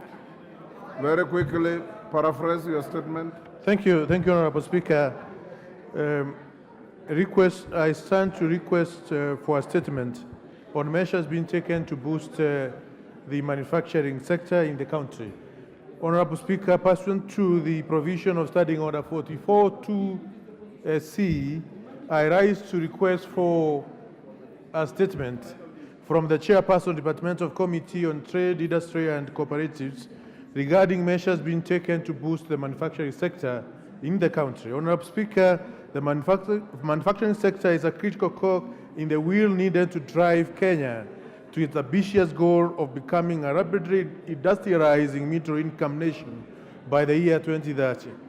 Expansion in the manufacturing sector, it is imperative for the national development because of its ripple effect of spur economic growth, the far-reaching benefits of the value chain, job creation, raising national revenue, raising the purchasing power, and enhancing the balance of trade, among others, cannot be overemphasized.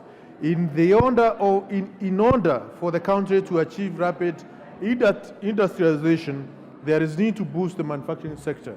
Honorable Speaker, it's against this background I seek a statement from the Chairperson of the Departmental Committee of Trade on Trade, Industry and Cooperatives on the following. 1. What specific policies has the government put in place to promote local manufacturing and industrial growth in Kenya, including the mechanism put in place for monitoring and evaluating the effectiveness of the named policies? 2.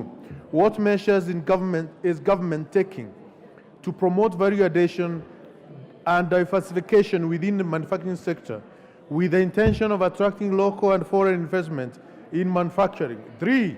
What measures has the government developed to support and integrate small and medium-sized enterprises and cottages industry so as to enhance their participation in the manufacturing sector? 4.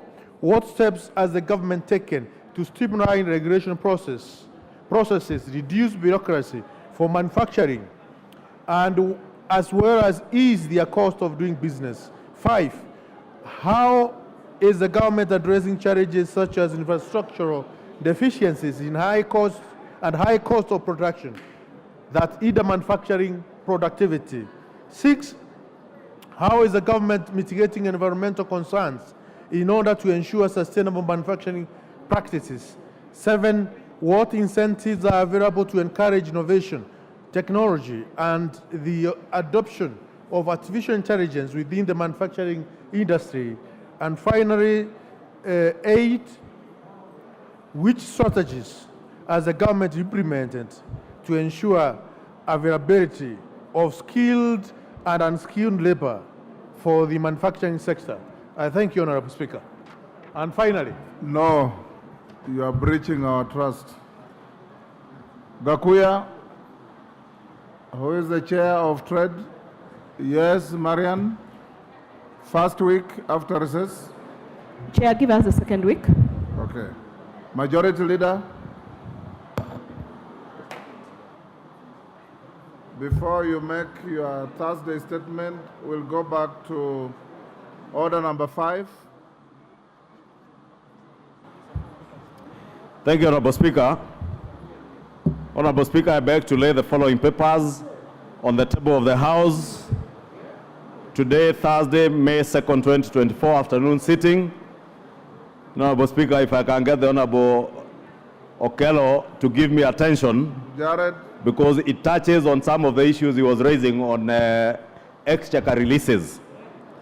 And this is a supplementary estimates too for the financial year 2023-2024 from the National Treasury and Economic Planning and the following accompanying documents.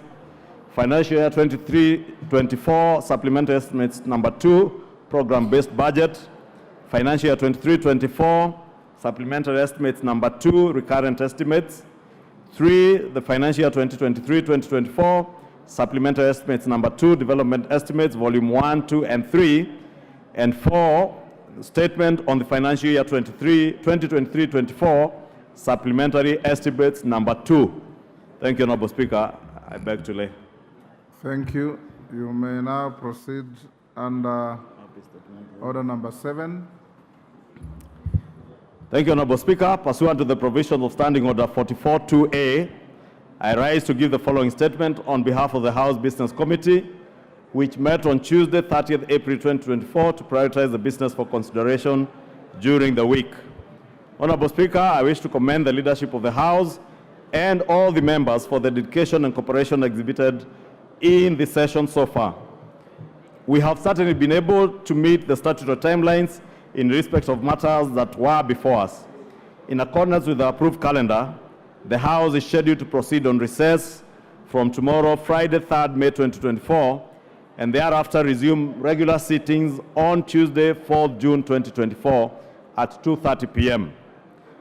Honorable Speaker, members may wish to note that this will be a very busy recess period. It's a working recess especially for departmental committees and the Budget and Appropriations Committee as they engage with ministries, departments, and agencies on the budget estimates for the financial year 2024-2025 and also the supplementary estimates for 2023-2024 that has just been tabled this afternoon.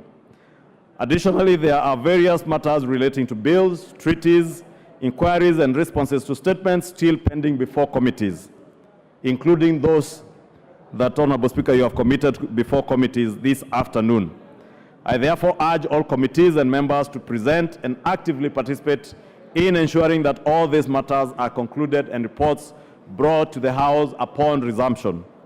Honorable Speaker, in addition, I wish to remind the House on the resolution passed on Wednesday, 14 February 2024, on the consideration of business received during the recess period relating to conveyance of messages from the Senate and from the President or the National Executive.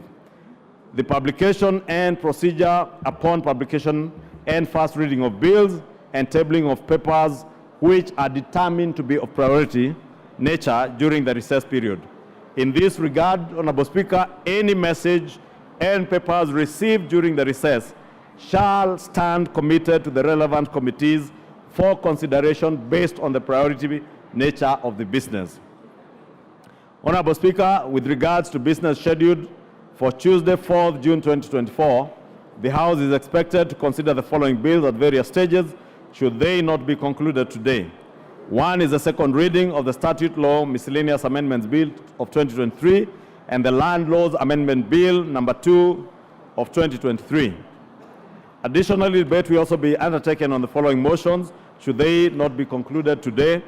One, reports of the Auditor General on the National Government Constituencies Development Fund for the 9 constituencies in Bungoma County.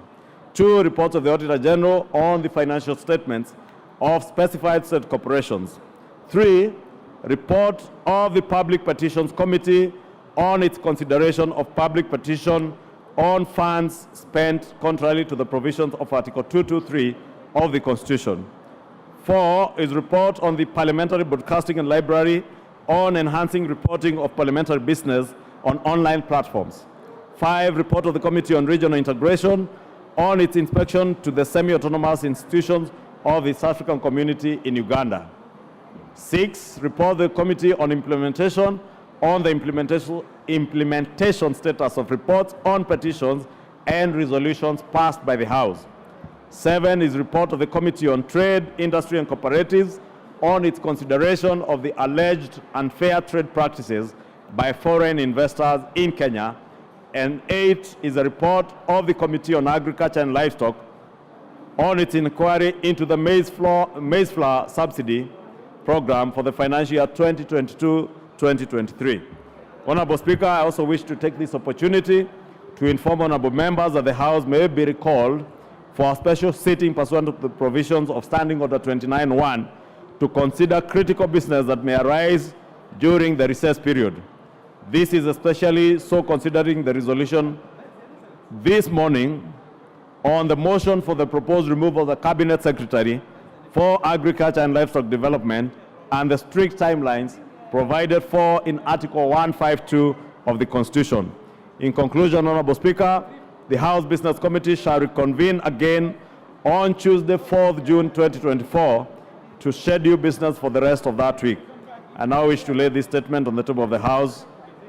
Thank you, Honorable Speaker. Thank you. Tongoyo.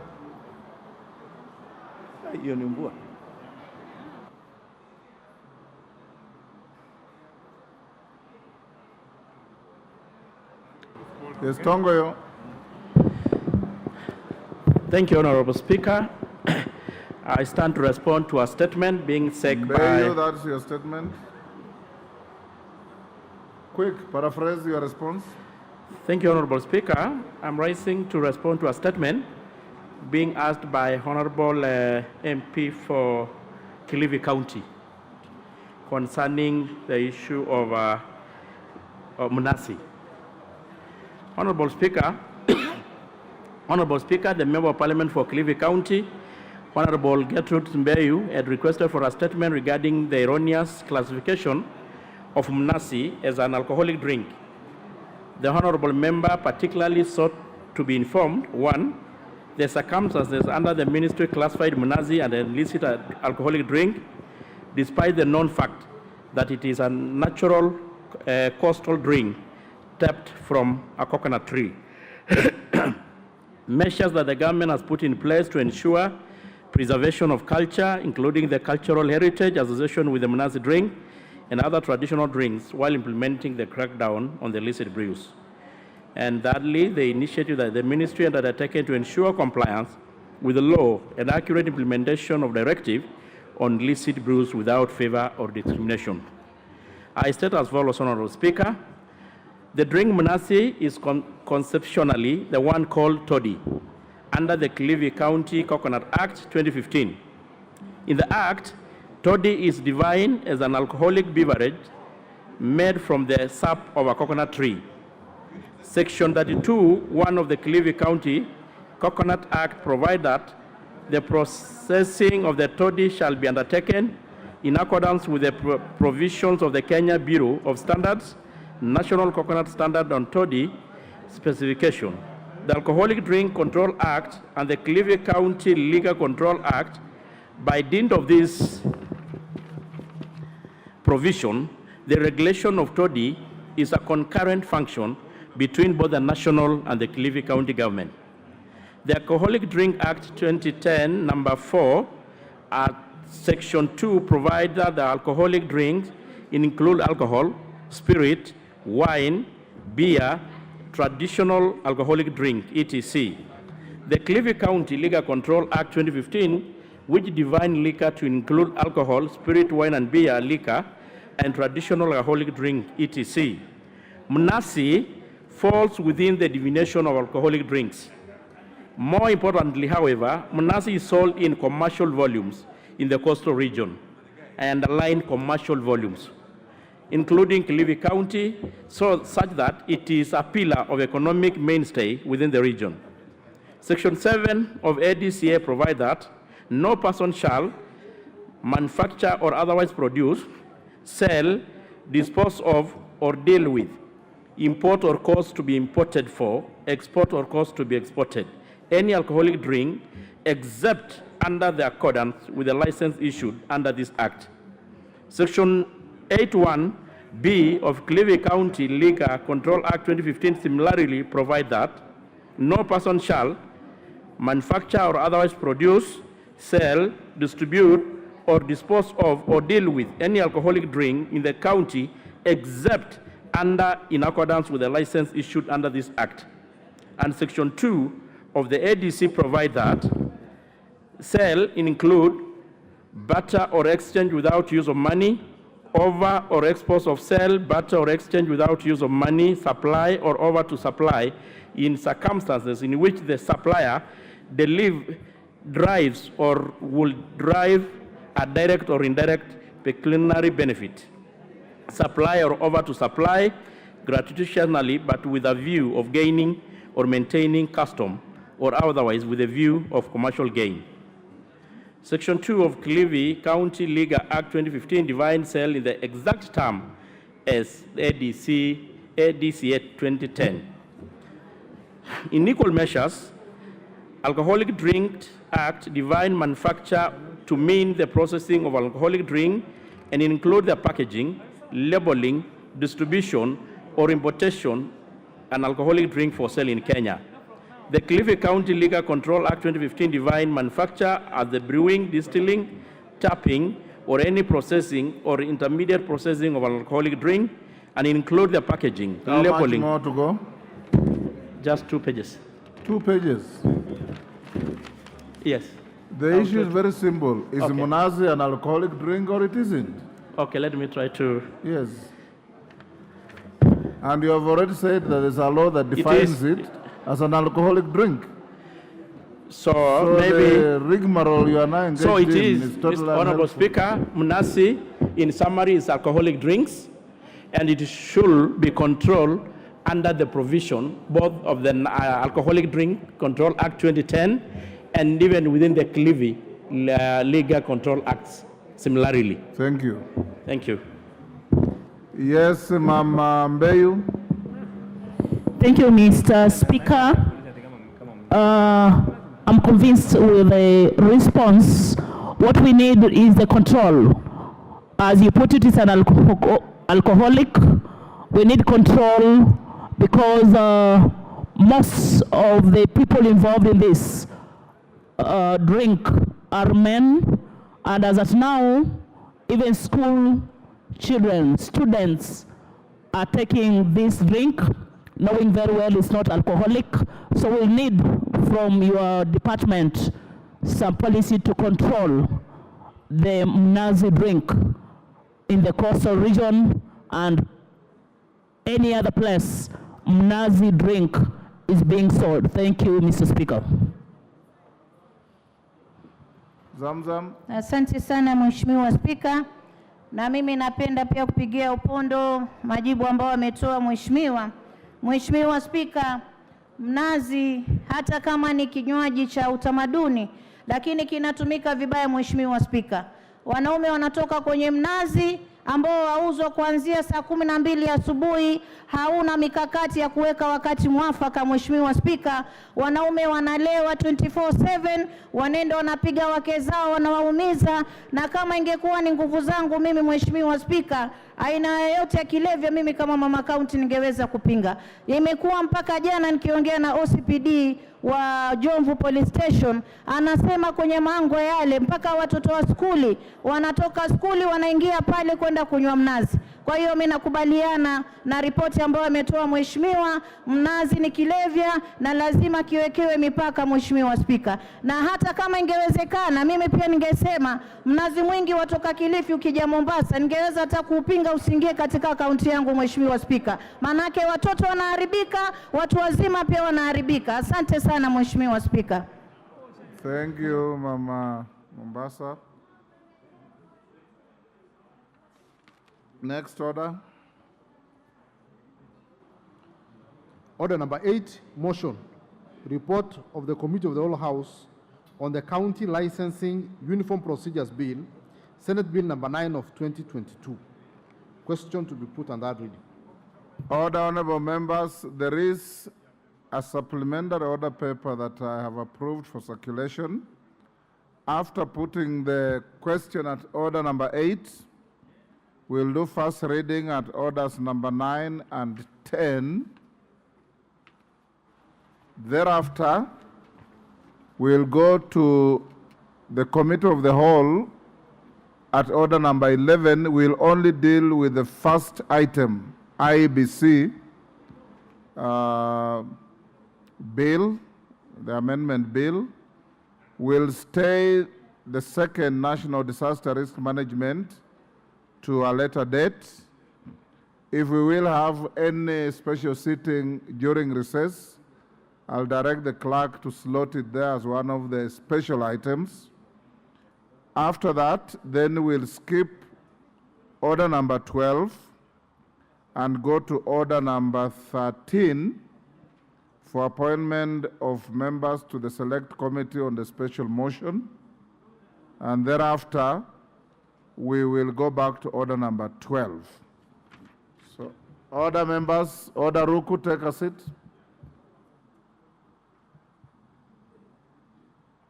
Order, take a seat, honorable member. Honorable Millie, take a seat. Take a seat.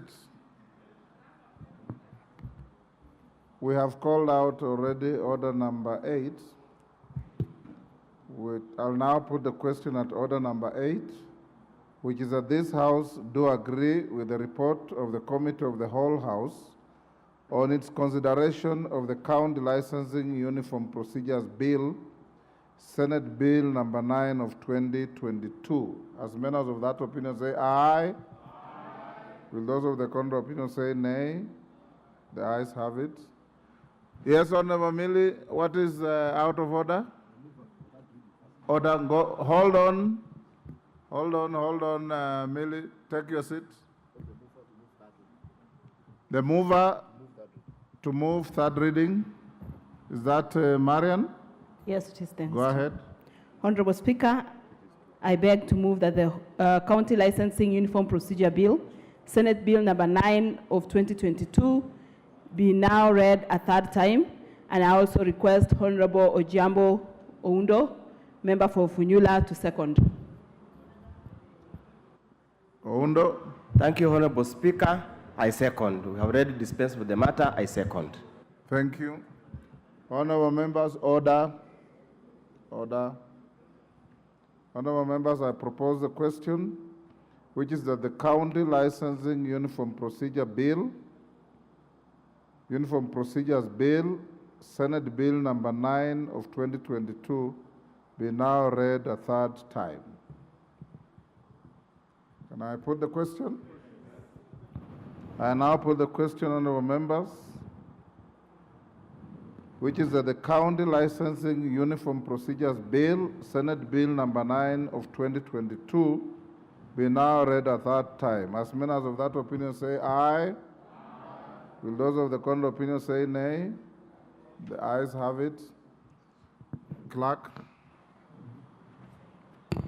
A bill for an act of parliament to establish standard uniform procedures for licensing by county governments and for connected purposes.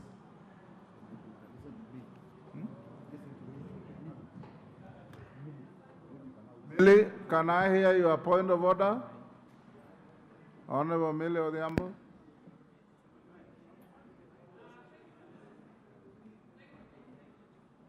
Give a mic. Thank you, Mr. Speaker. Mr. Speaker, I just wish to raise a concern regarding the, I don't know what number it is in the order paper on the disaster risk management bill. I have proposed amendments which do not appear in the order paper, and I sent them almost 3 weeks ago. So I'm just wondering. It has been brought to my attention. Yes. After you pointed out to the clerks at the table, and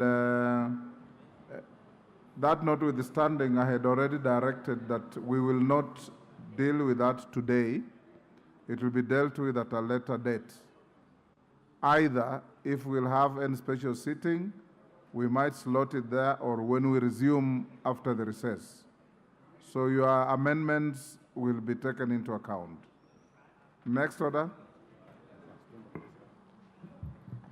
Order number 9, the Breastfeeding Mothers Bill, National Assembly Bill number 8 of 2024, first reading.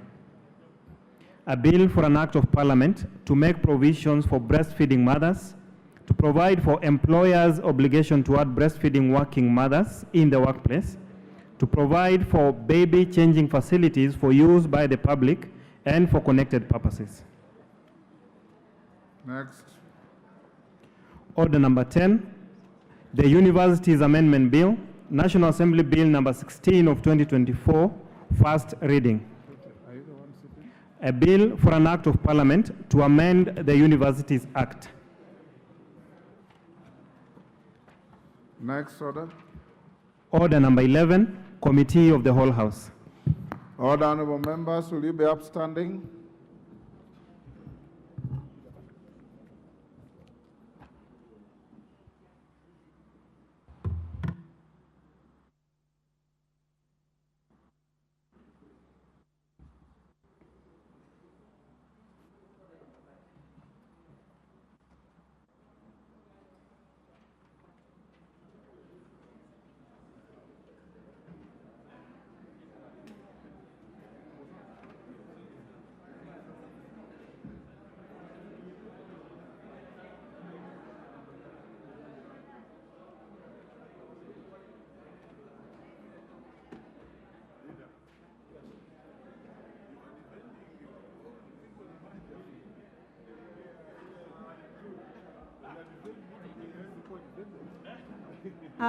Order, honorable members. Order, members. We are in the Committee of the Whole to consider the Independent Electoral and Boundaries Commission Amendment Bill, National Assembly Bill number 10 of 2024. Clause 3.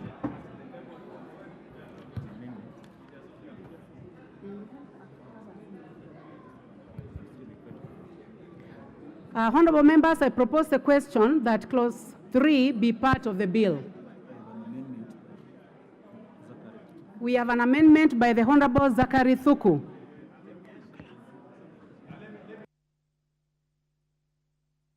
Honorable members, is the Honorable Zachary Thuku in the House?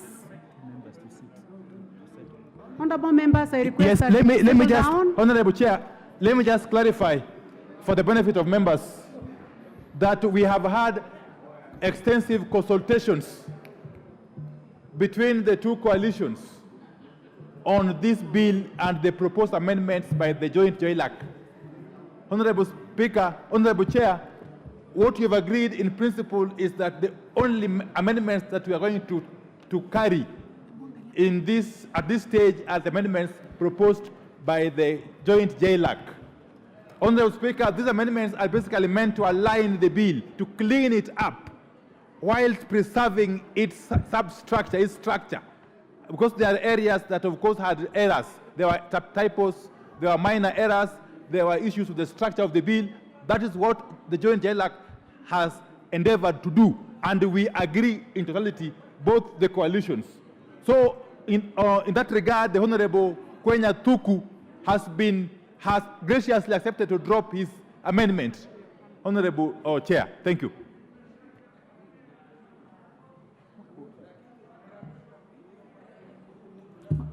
I would like to find out whether the Honorable Thuku is in the House. I fully understand what the minority leader has said. Yes, Honorable Thuku, please give the mic to the Honorable Thuku. Thank you, Madam Speaker. I wish to concur with the leader minority. We had a meeting today and agreed that I drop my amendments and go by the committee's proposed amendment. Therefore, I drop my amendments. Thank you very much, Honorable Thuku. Then that means there will be there is no amendment. So, honorable members, I now put the question that clause 3 be part of the bill. As many as have that opinion say aye. As many as have a contrary opinion say nay. The ayes have it. Clause 4. There is no amendment on clause 4. So I propose the question that clause 4 be part of the bill. I now put the question that clause 4 be part of the bill. Will as many as have that opinion say aye? Will as many as have a contrary opinion say nay? The ayes have it. Clause 5.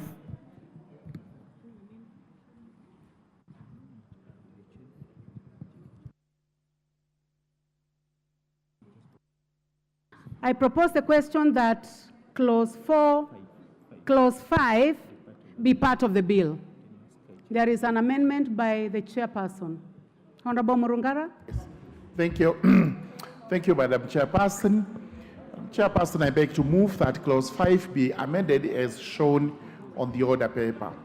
And the justification is that we propose to revise the term of office of the Secretary of the IEBC to a term of 4 years renewable. Thank you.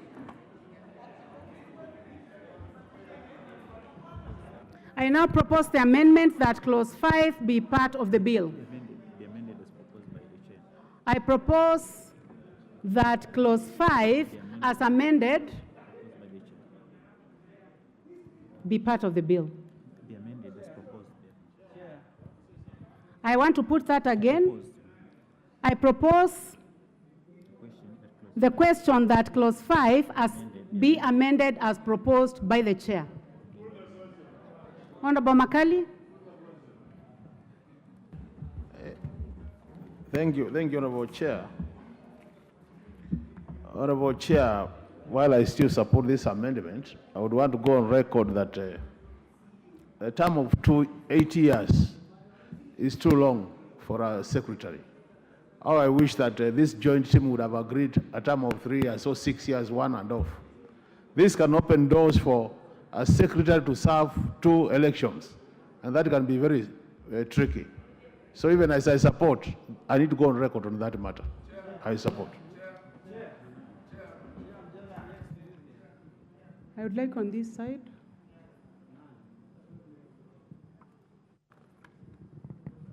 Honorable Antonio Lodge.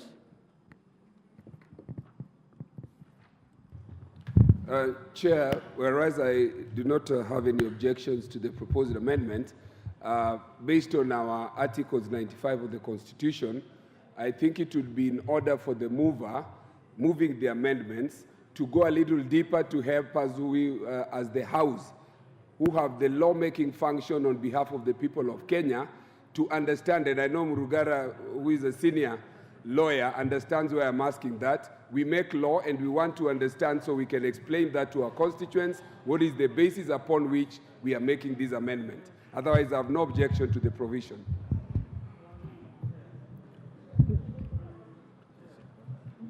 There is another amendment. I'd like to put the question that clause 5 be amended as proposed by the chair. Will as many as of that opinion say aye? Will as many as of a contrary opinion say nay? The ayes have it. Honorable members, there is another amendment by the Honorable Zachary.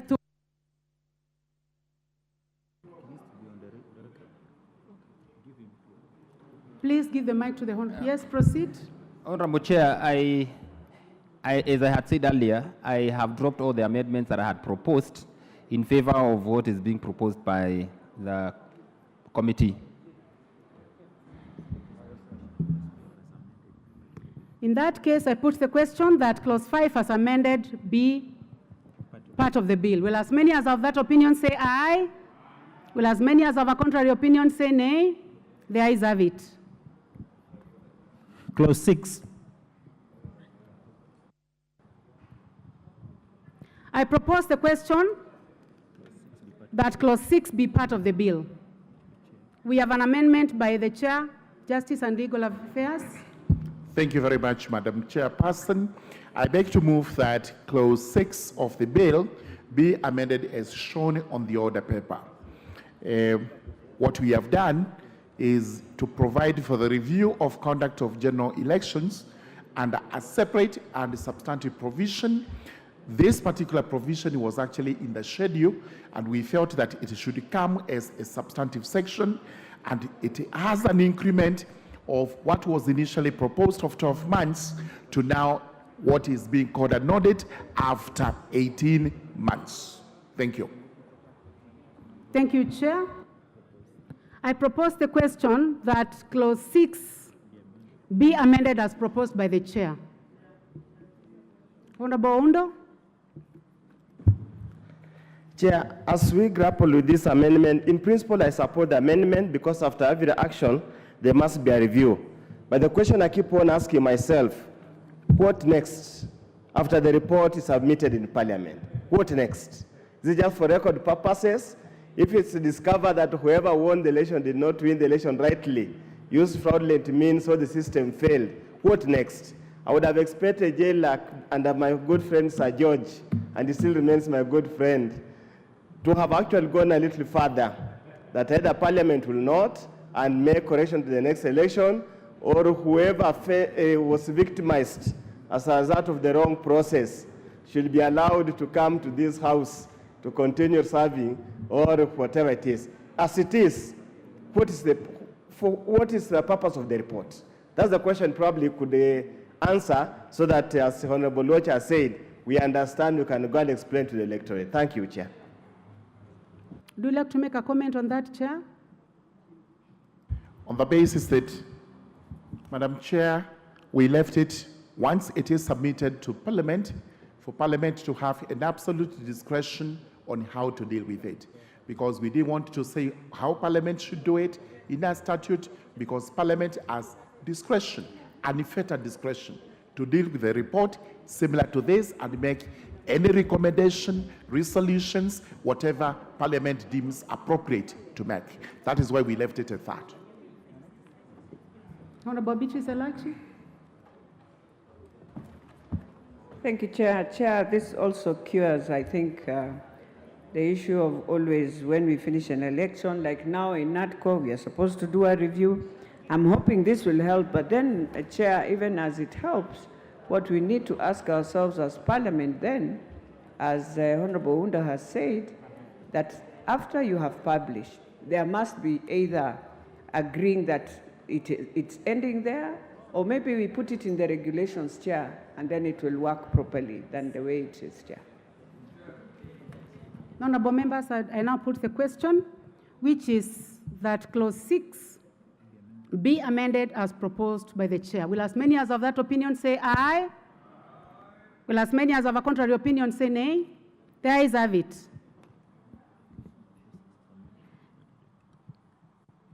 I now put the question that clause 6 as amended be part of the bill. Will as many as of that opinion say aye? Will as many as of a contrary opinion say nay? The ayes have it. Clause 7.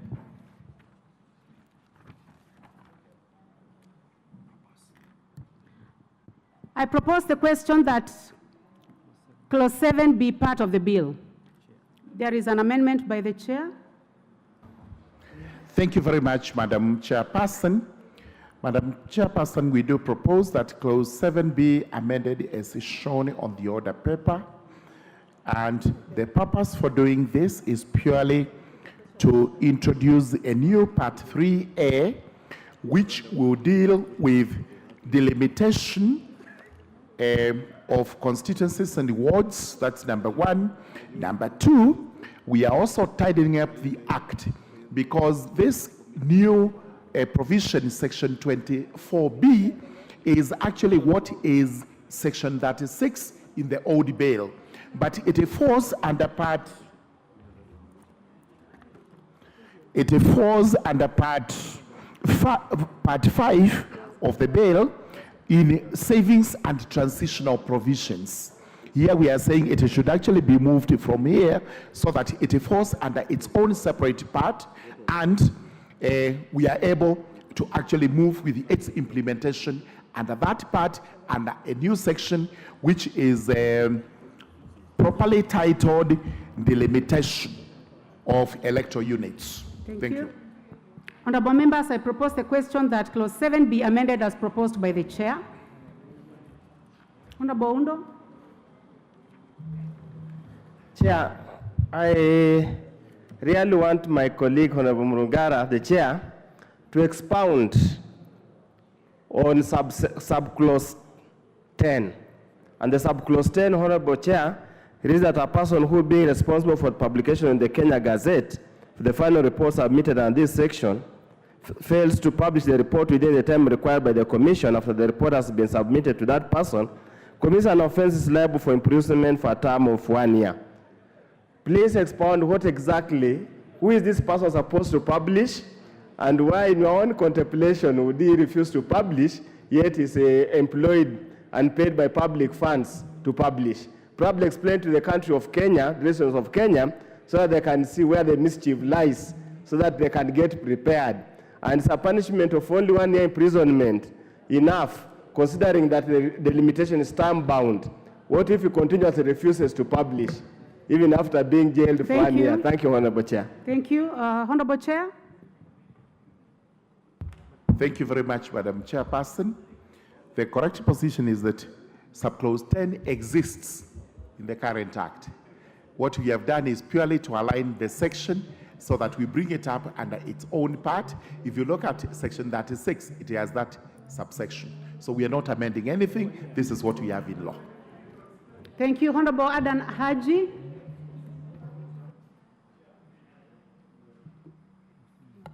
The Honorable Makali Mulu. Yeah, I think, Madam Chair, what the chairperson is saying is a bit worrying. The fact that you had an opportunity to change this thing to more than 1 year, and you did not seize that opportunity, to me is a bit frustrating. So even as we support, I would have wished that this penalty of 1 year, imprisonment of a term of 1 year, to me, Madam Chair, this makes the thing look just like a joke. Last, Honorable Jared Okello.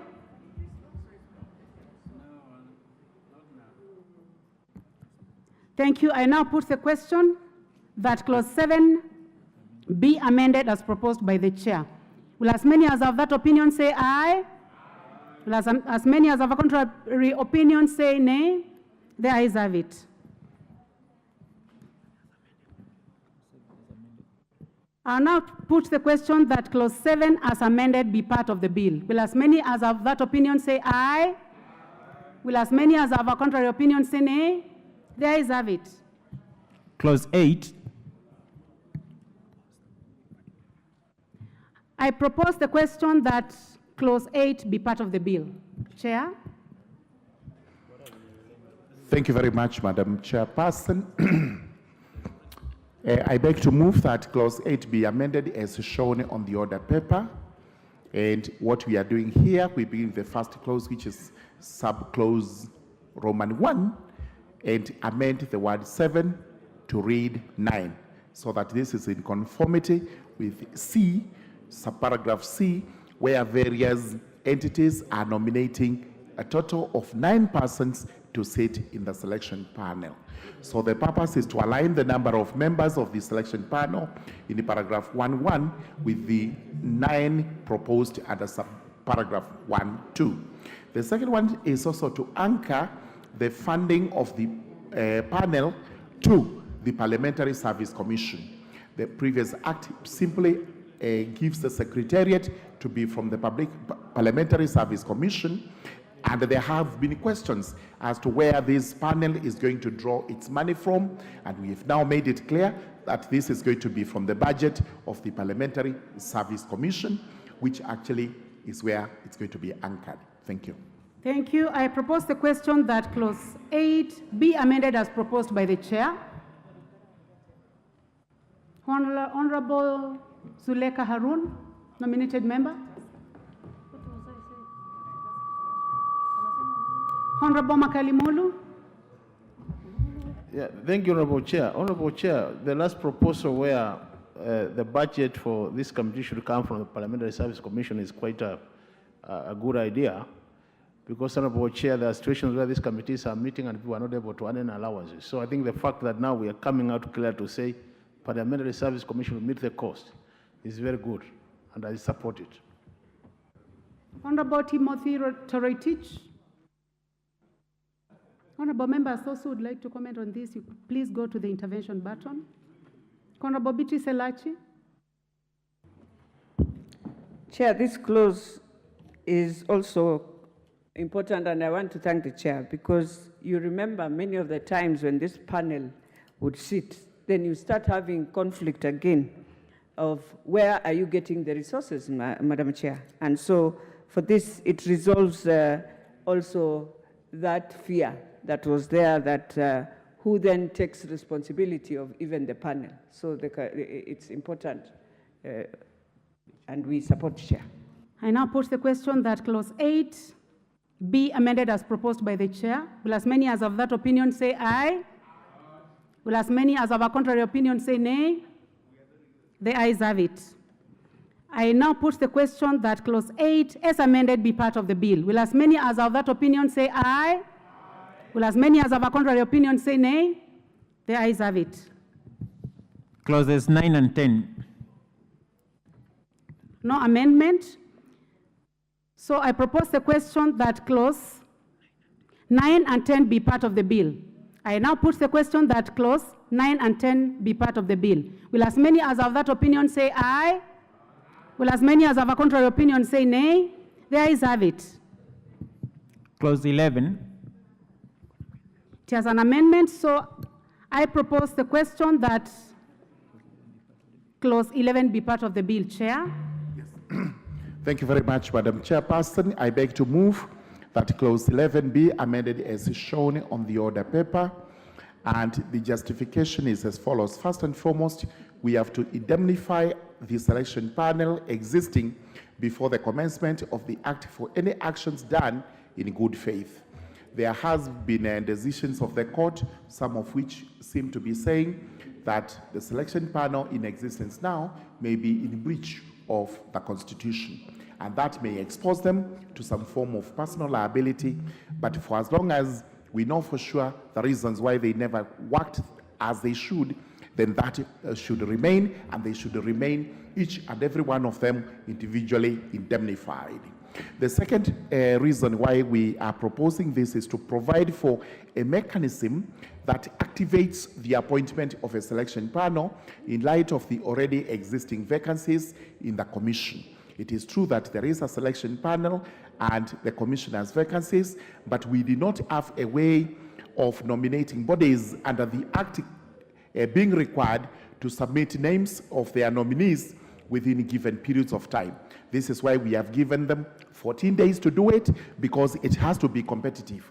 There may be need for adverts, and we have also given the president 7 days within which to make the appointment. I now propose the question that clause 11 be amended as proposed by the chair.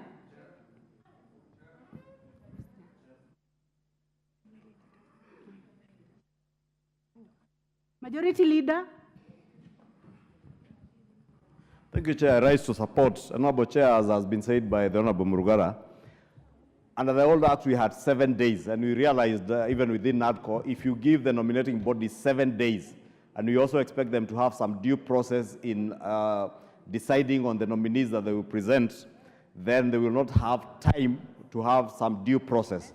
And therefore, we propose to have the 14 days, and we agree with the committee, so that within the 14 days, at least each of the nominating bodies from the Parliamentary Service Commission, the Interreligious Council, PPLC, LSK, they have some time to advertise and notify their members to have at least some due process to avoid cases being filed in court against the nominating bodies that they never gave their own membership opportunity to apply and be considered, and to have some fair administrative process in the nomination process, and therefore support. The Honorable Minority Leader. And also, Chair, to clarify further that it is clear that upon this bill becoming an act of Parliament, the old selection panel will stand dissolved.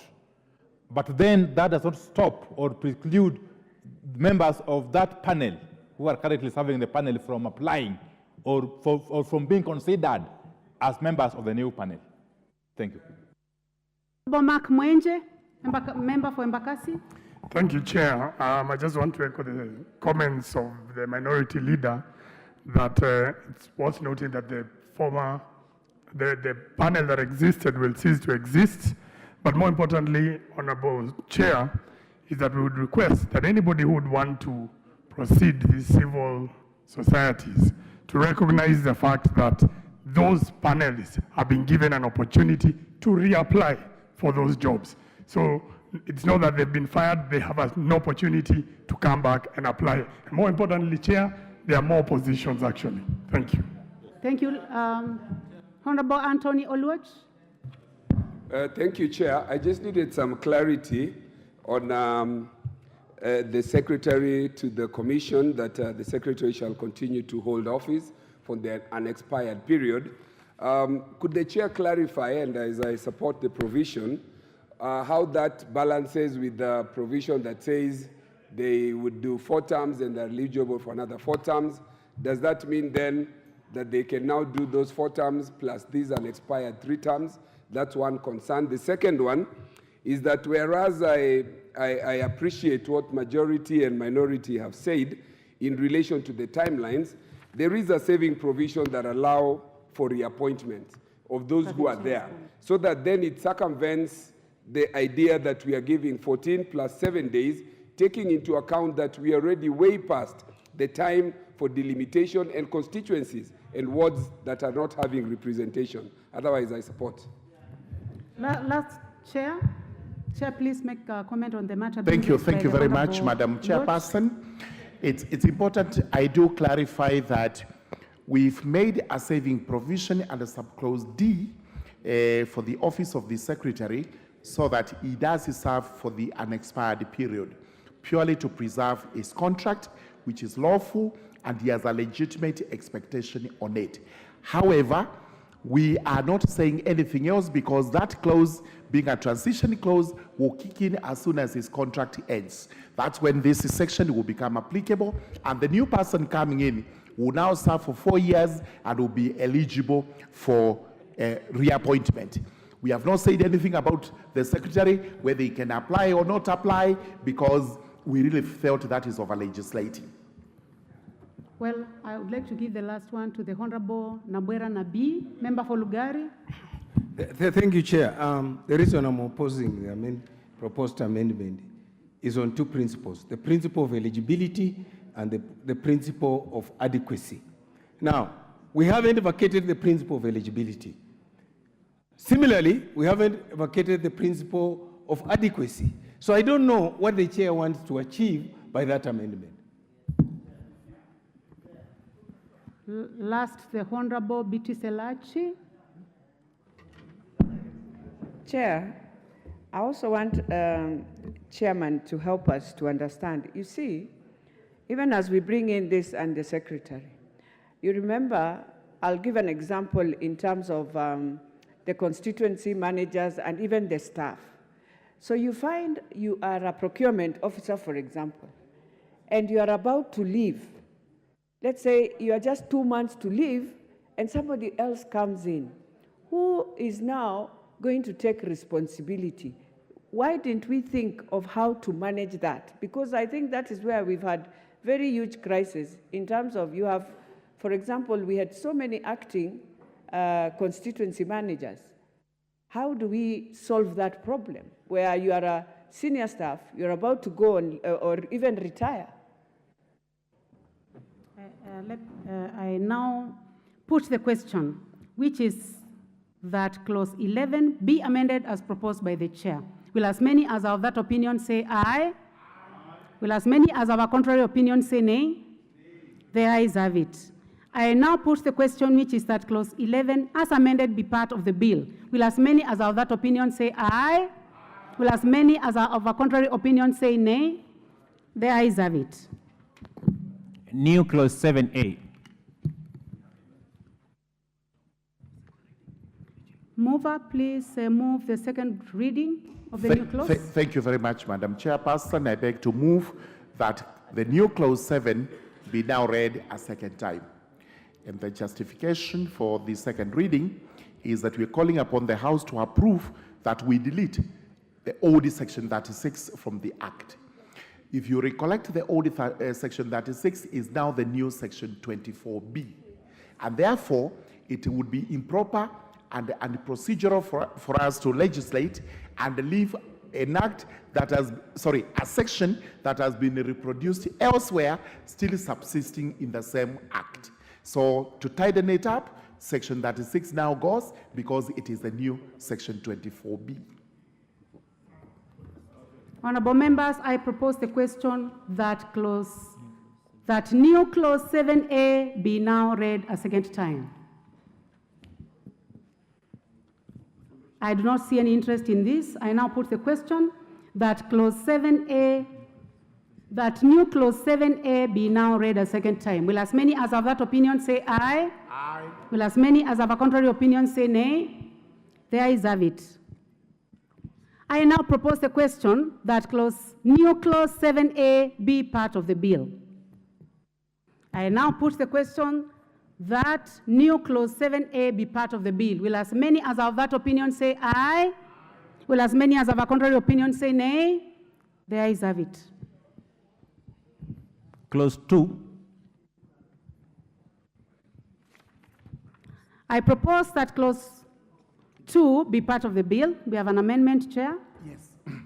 Thank you very much. Madam Chairperson, I beg to move that clause 2 be amended as shown on the order paper. And what we are doing here is purely to define what a parliamentary party is, because in the appointment of the selection panel, we've said a party that is not parliamentary will be making a nomination. And we have defined parliamentary party to be exactly what is in our standing orders. Thank you so much. Thank you. I propose the question that clause 2 be amended as proposed by the chair. I now put the question. Would you like to make a comment on that, Honorable Makali Molu? You may proceed. Yeah, thank you, Honorable Chair. Honorable Chair, I think this definition is very good, but we need to be careful because in the past, Honorable Chair, we have seen people who have been signed to be part of a coalition pretending to be political parties. So even as we define this, it's important that we stick to the definition as it is in the Act. I submit. I now put the question that clause 2 be amended as proposed by the chair. Will as many as have that opinion say aye? Will as many as have a contrary opinion say nay? The ayes have it. I now put the question that clause 2 as amended be part of the bill. Will as many as are of that opinion say aye? Will as many as have a contrary opinion say nay? The ayes have it. Title. I propose a question that the title be the title of the bill. I now put the question that the title be the title of the bill. Will as many as of that opinion say aye? Will as many as have a contrary opinion say nay? The ayes have it. Clause 1. No amendment. I propose the question that clause 1 be part of the bill. I now put the question that clause 1 be part of the bill. Will as many as have that opinion say aye? Will as many as have a contrary opinion say nay? The ayes have it.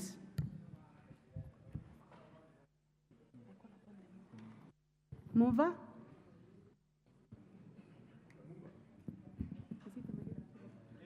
Honorable Majority Leader?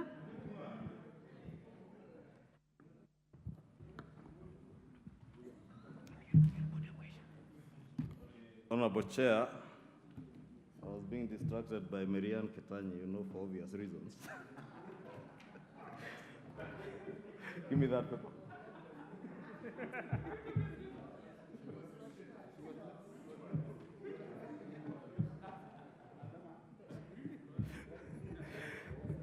Thank you, Honorable Chairperson.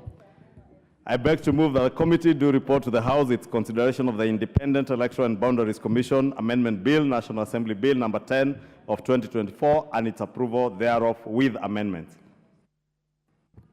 Honorable members, I now put the question, which is that the committee do report to the House its consideration of the Independent Electoral and Boundaries Commission Amendment Bill, National Assembly Bill number 10 of 2024, and its approval thereof with amendments. Will as many as are of that opinion say aye? Will as many as are of a contrary opinion say nay? The ayes have it.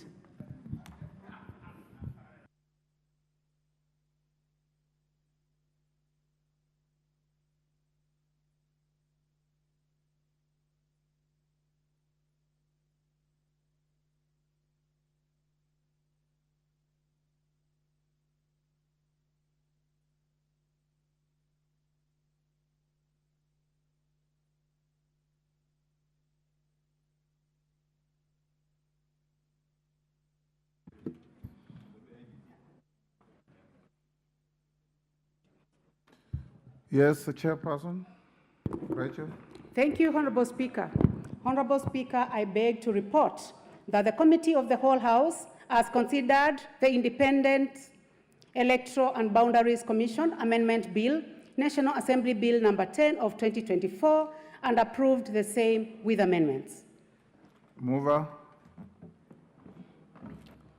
Honorable Speaker, I beg to move that the House do agree with the committee in the said report and request the Honorable Deputy Whip of the minority, the Honorable Mwenje, to second the motion for agreement with the report of the Committee of the Whole House.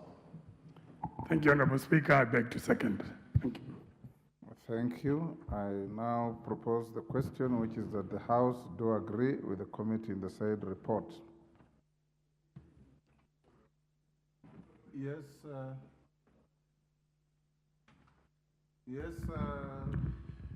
Mr. Speaker, I want to support that report. And I just want to say that this is how business, if well transacted, should be. This is a bipartisan approach, and you could see the maturity with which the Committee of the Whole House proceeded, and even the collection of mind of the chair of JLAC, which is very rare in matters such as this. But we want to appreciate that when matters are done in a collective manner and there is meeting of minds and there is consensus, we are mature enough to be able to bring to Kenyans what they need. Mr. Speaker, I want to commend the two leaderships for this maturity and for bringing us together. I support. Thank you. Thank you. And now put the question, which is that the House do agree with the committee in the said report. As members of that opinion say aye. Aye. Will those of the contrary opinion say nay? The ayes have it. Mover. Honorable Speaker, I beg to move that the Independent Electoral and Boundaries Commission Amendment Bill, National Assembly Bill number 10 of 2024, be now read a third time. I also request the Honorable Mary Keitany to second. I second. Thank you. Honorable members, I now propose the question, which is that the Independent Electoral and Boundaries Commission Amendment Bill, National Assembly Bill number 10 of 2024, be now read a third time. Put the question? Honorable members, I now put the question, and I confirm that we have quorum, which is that the Independent Electoral and Boundaries Commission Amendment Bill, National Assembly Bill number 10 of 2024, be now read a third time. As members of that opinion say aye. Aye. If those of the contrary opinion say nay, the ayes have it. A bill for an act of parliament to amend the Independent Electoral and Boundaries Commission Act 2011 and for connected purposes. Thank you. We now, as I had advised you earlier, put aside order number 12 for now and move to order number 13. Majority Leader. Order number 13, motion, appointment of members to the Select Committee on Investigation into the proposed dismissal of Honorable Mitika Linturi as the Cabinet Secretary for Agriculture and Livestock Development.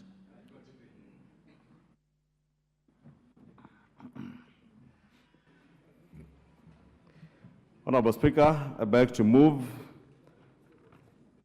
that in furtherance to the resolution of the House passed today, 2nd May 2024, on the special motion for the dismissal of Honorable Francis Mithika Linturi as the Cabinet Secretary for Agriculture and Livestock Development, and pursuant to the provisions of Article 152(7)(a) and Standing Order 66(5)(b), this House approves the appointment of the following members of the Select Committee to investigate the grounds contained in the resolution of the House. 1, the Honorable Naomi Jilowako, CBS MP. 2, the Honorable Robert Mbui, CBS MP. 3, the Honorable Rachel Nyamai, CBS MP. 4, the Honorable Samuel Kiprono Chepkonga, MP. 5, the Honorable George Gitonga Murugara, MP. 6, the Honorable TJ Kajuang, MP. 7, the Honorable Moses Malulu Ijendi, MP. 8, the Honorable Jane Jerry Maina, MP. 9, the Honorable Kasim Sawatandaza, MP. 10, the Honorable Catherine Omanyo, MP. 11, the Honorable Yusuf M. Farah, MP. Honorable Speaker, as you are aware, the 11 MPs, members to the Select Committee have a Herculean task with a very limited time of only 10 days, as you earlier communicated in your communication, and as provided for in our standing orders. Honorable Speaker, additionally, as members of the committee embark on this crucial task, I wish to emphasize the paramount importance of impartiality in executing the mandate that we are bestowing on them. Honorable Speaker, let me be quick to point out that all these members, and indeed any member of this House, warrants and is capable of sitting in this committee and executing their mandate, but it's important that we emphasize the question of impartiality to consider the matters contained in the motion, and therefore, Honorable Speaker, the integrity of their work and the credibility of their findings will hinge upon their ability to remain as objective as they can and unbiased throughout the investigative process. I am aware, Honorable Speaker, that both from the majority side and the minority side, we had a very limited time to nominate members, and I must commend the leadership of both sides of the House for the nomination and point out that across the aisle from both sides of the coalitions, I know we have endeavored, and I know there was a lot of lobbying for members to be included in this committee, but with only 6 positions on the majority side, 5 on the minority side, Honorable Speaker, only those 11 could and can sit in this committee. I want to implore on them that you now sit as a committee, Select Committee of the House, irrespective of how you voted for the motion. You are not going to sit to consider how you voted, but you are going to sit and consider the motion as it is, objectively, fairly, as you can be, and without being biased in any manner. Let not how you voted inform you, because I know within this list there are those who voted for, those who voted against, those who abstained, and even a few who may not have been even in the House. And I want to beg that we do support the list as it is for us to be able to progress this to the next stage. And I say for us to be able to progress this to the next stage because, Honorable Speaker, considering the very tight timelines that we have of only 10 days, and this being the last day that we are sitting, indeed the last one, almost 1.75 hours of our sittings today, I beg therefore to move, and I want to request the Leader of Minority, the Honorable Pio Andai, to second the motion for approval. The Honorable Speaker, let me start by saying that this is really a difficult moment. And I know the time was very short. I want to agree with the Honorable Chungwa for these nominations. And there was a lot of interest, immense interest, from all members, virtually, who had wanted to be in this select committee. As a matter of fact, at one point, I also considered making an amendment to our list. But when I approached the clerk office, I was advised that it was too late to make an amendment. But, Honorable Speaker, there are concerns that have been raised by my side very grave concerns that the list of the names emanating from the majority side is comprising of names or members who are deemed to be extremists, to be hardliners, so to speak, and that it will take a lot of effort for them to climb down and become the impartial jury that they should be. Honorable Speaker, I don't know how we shall cure this. I don't know, but you need to guide us. In the event that now this House decides to reject the names, what do? You need to guide us on that, because I can see the mood is very bad. If I'm not wrong, the mood looks very bad. And you know, Honorable Speaker, this is not really far-fetched. There are members who spoke to this motion and expressed very, very extremist views. That to imagine they can come down and become the jury or the judges will be very difficult. But anyway, that is the wisdom of the framers of the Constitution and the legislation that have brought us to where we are. There's no way we shall get anybody outside these chambers to be in this committee. But in choosing those members, let us try to build consensus also, in the manner we have done with the IBC, so that we move forward. The mood out there is even worse. The mood here is perhaps better. Out there, people are mad, because this issue of fertilizer affects almost every household in this country, and therefore people are very angry and hungry. Yes, so let us treat carefully. Thank you. I support. Order, honorable members. Order. Have you even seconded? I was seconding, Honorable Speaker, with those two submissions. Honorable members, I will propose the question, and you should be guided. Honorable members, order. The list on this order paper was forwarded to the Speaker by letters written by the Majority Leader and the Minority Leader. The Speaker then conveyed to the clerk to prepare the supplementary order paper. So this list is your list. Number two, members who have been put on this committee, you move to the committee with no blinkers. If you carry the weight of your history of this morning to the committee, then you will not be a good committee member. Number three, under your standing orders, once a list like this comes to the floor, is accepted as is or rejected as is. No amendment. Number three, and more importantly, number four, today is your last day to go to recess. You have not gazetted or requested for gazettement any sitting day within the recess. We will order all watch, and it's out of order to interject when the Speaker is addressing the House.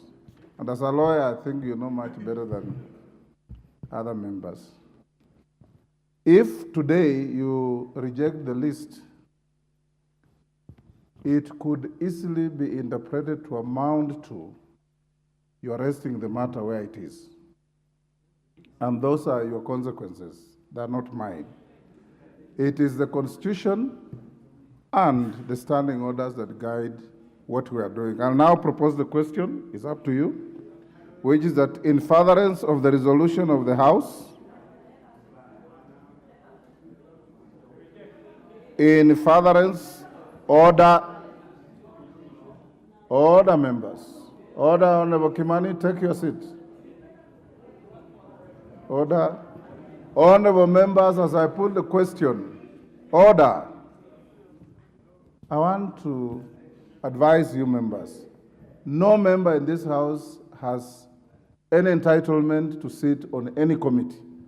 Each one of you is eligible to sit on any committee as long as your leaders nominate you. And if you are not nominated, it doesn't mean you are any lesser or any greater. And you have no right to think that you do a better job than those who are on the list. I now propose the question that in furtherance of the resolution of the House passed today, 2nd May 2024, on the special motion for the dismissal of Honorable Francis Mithika Linturi as the Cabinet Secretary for Agriculture and Livestock Development, and pursuant to the provisions of Article 152(7)(a) and Standing Order 665B, this House approves the appointment of the following members to the Select Committee to investigate the grounds contained in the resolution of the House. 1. Honorable Naomi Jilo Wako, CBS MP. 2. All the honorable members. 2. Honorable Robert Mbui, CBS MP. 3. Honorable Rachel Nyamai, CBS MP. 4. Honorable Samuel Kiprono Chepkonga MP. Honorable George Kitonga Murugara MP. Honorable TJ Kajwang MP. Honorable Moses Maluli Njende MP. Honorable Jen Njeri Maina MP. Honorable Kasim Standaza MP. Honorable Catherine Omanyo MP. Honorable Yusuf M. Farah MP.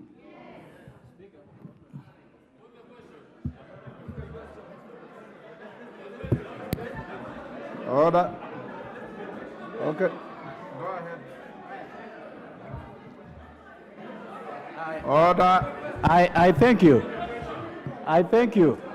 I thank you. But even as I contribute, I need your protection, Honorable Speaker. Order, honorable members. Honorable. Order. Honorable. Order. Order. Gone. Honorable Speaker, I thank you very much for the opportunity. But Honorable Speaker, looking at the list and what informed the morning's passage of the motion, Honorable Speaker, it looks like a slap on the face of members of this House together with the farmers that they represent, Honorable Speaker. Honorable Speaker, it is the position of many in this House that my very good friend, Honorable Mithika Linturi, is not likely going to get justice out of those who should sit in this select committee, Honorable Speaker. And for that, I say, Honorable Speaker, that whereas we depend very solely on the discretion of your rulings, Honorable Speaker, we would ask you to indulge us on making a vote on each and every member. Order, Honorable Keller. Order, honorable members. Order. Order.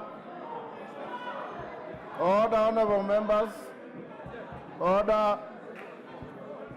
Order, honorable members. Order. Order. Order, honorable members. Order. Order, honorable Nabuera. Order. Order, honorable members. Order. Order, honorable member for Murang'a County. If you persist on your rowdy behavior, I'll show you the door. You have better ways of protesting than the manner in which you are doing. And you look a decent lady. I don't see why you are being rowdy in the House. Order, honorable members. If you want to consult, and you have the right to consult with your leadership, there are rooms behind here, and there is also the corridor out there. You have no business disrupting.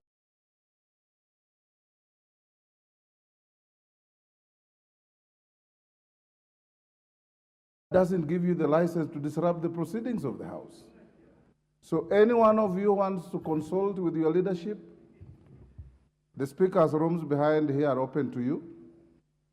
As the proceedings go on, the corridor out there is open. Room 9, room 7 upstairs are not in use. the House will continue with its business, and Jared Okello is on the floor.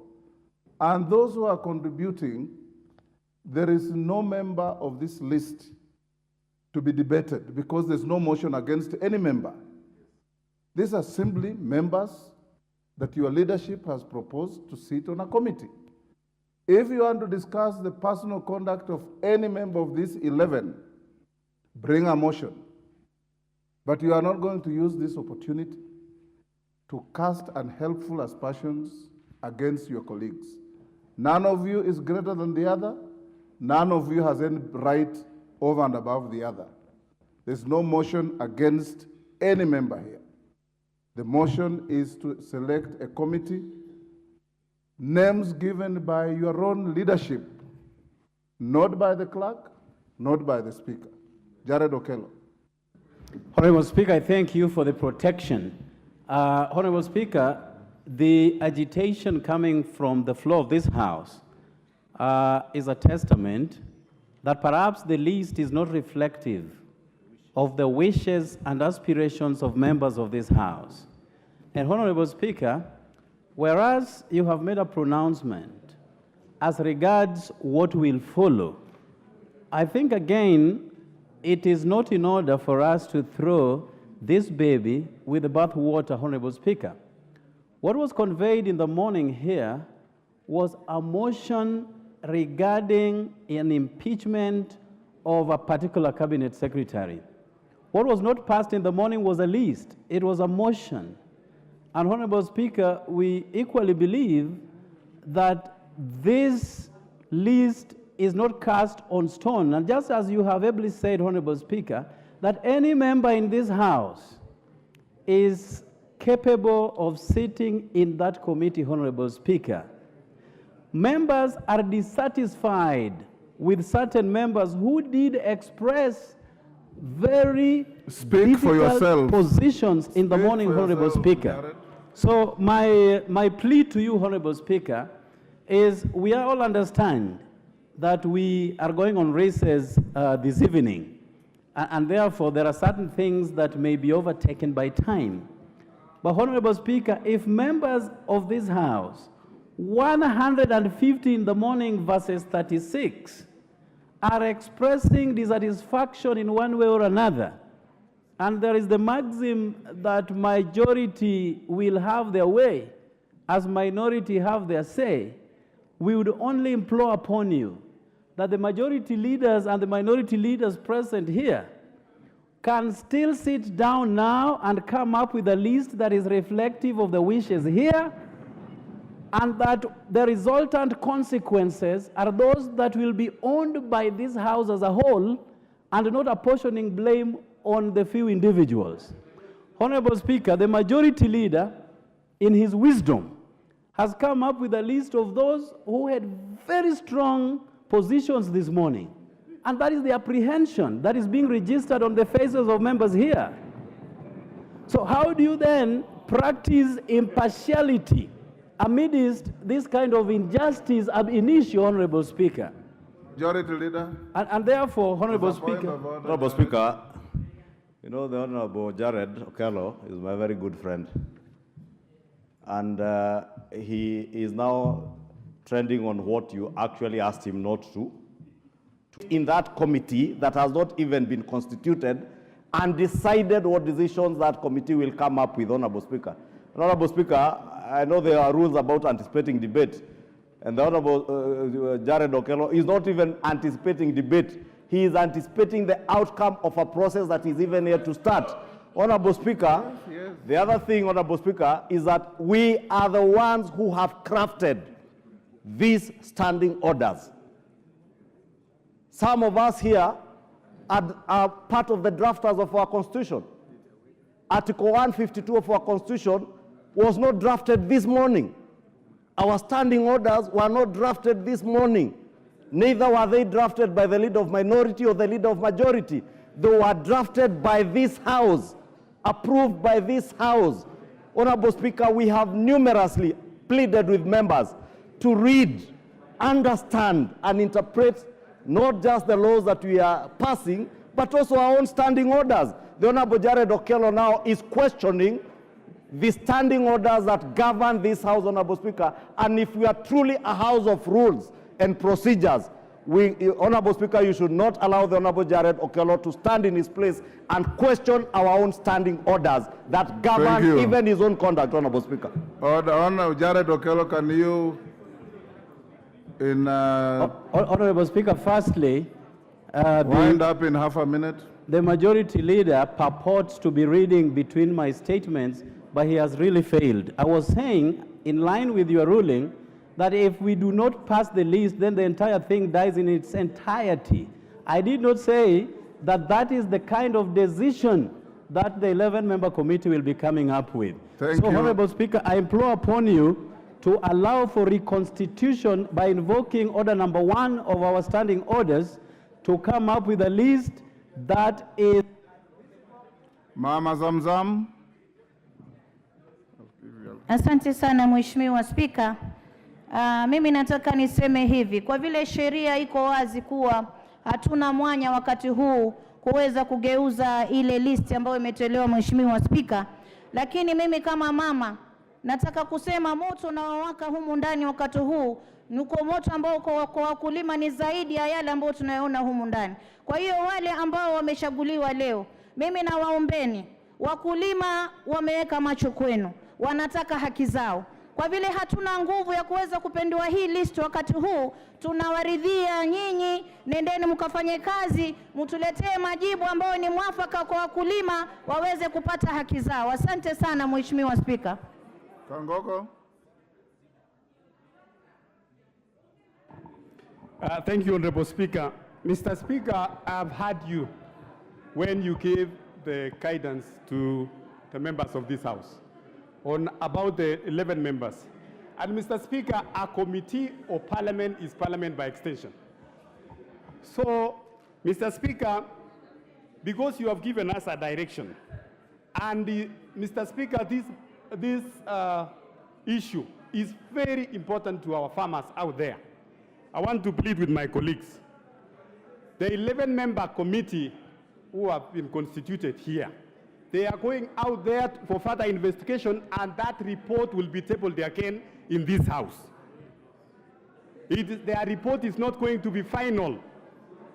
So, because they are saying that if the names today, if we don't approve, the entire process is like going to die, I would ask my colleagues, let's approve the names, we wait the report. If the report is not for the farmer, we are going the same way we went this morning. I support, Honorable Speaker. Order, honorable members, order. Order, honorable members. Honorable members, order. For avoidance of doubt, order, honorable members, for avoidance of doubt, this list is from your leadership. Two, a motion is before the House. It has been moved, it has been seconded. I have proposed the question. You have every right to defeat the motion, and every choice has a consequence. And I did tell you that if you reject this list, it will be the final nail in what you passed this morning. If you don't understand and appreciate that as seasoned debaters and legislators, then we are living a lie. The law is the law. It doesn't have to be reasonable. It is the law. And we're applying the law as it is. So if you reject, you have every right to reject the list. It is not the Speaker's list. The Speaker has no dog in this fight. The Speaker has no dog in this fight. So it's up to you. It is your leaders who brought the list. And I want you to proceed on the presumption of good faith against your colleagues.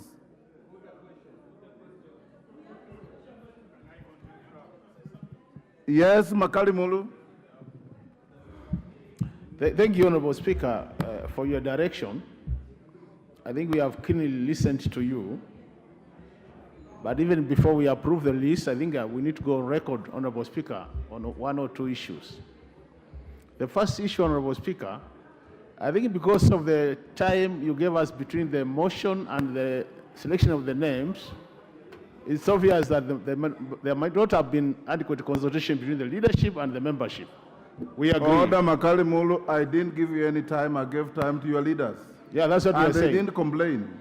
Yeah, so that's what we are saying. Because of that short time frame, which was about 40 minutes, we must agree, Honorable Speaker, we might not have had enough time to consult and agree. Personally, I have no problem.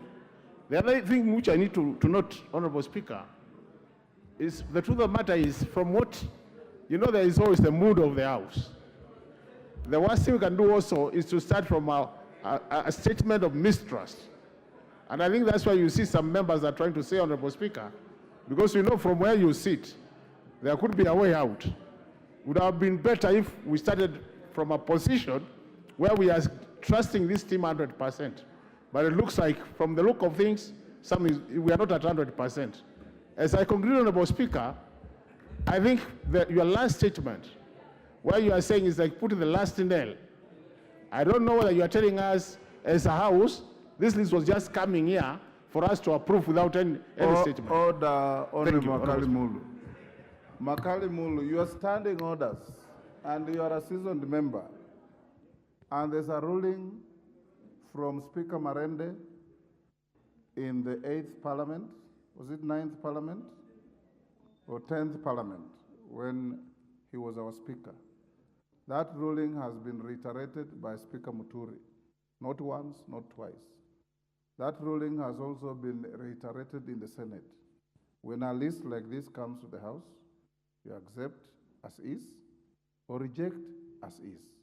Ordinarily, in an ordinary motion, if you reject, there are better ways of going about it. This is a special motion, and you must read your standing orders what a special motion means, and the constitutional provisions guiding the manner in which you handle impeachments. It is highly technical, it is judicious, and we must follow the law to the letter. I want to repeat, your Speaker has no dog in this fight.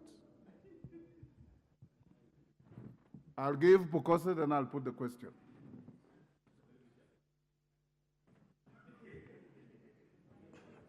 Thank you, Honorable Speaker. Honorable Speaker, what I want to add is that in this motion, if we refuse the list as it is, then it dies.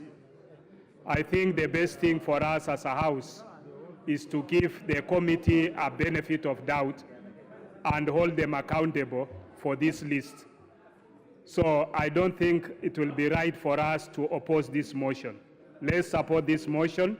We give our colleagues an opportunity to prove themselves as per the wishes of the members. With those few remarks, Honorable Speaker, I want to support. Honorable members, nothing is out of order, Honorable Millie. I'll put the question now, which is that order that this House adopts the, Honorable members, which is that in furtherance of the resolution of the House passed today, 2nd May 2024, on the special motion for the dismissal of, I've been advised that the actual name is not Francis but Franklin. Order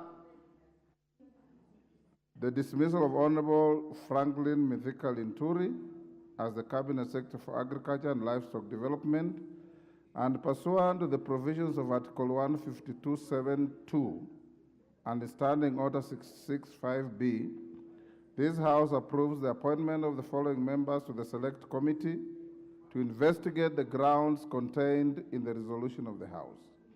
Honorable Naomi Jilo Wako, CBS MP. Honorable Order. The moment I hear you, Honorable Member, I'll have no choice but to request you to step out. And I regret ever sending any members out, because it is not the duty of the Speaker to send members out. It's the duty of the Speaker to facilitate you to sit in this House and debate.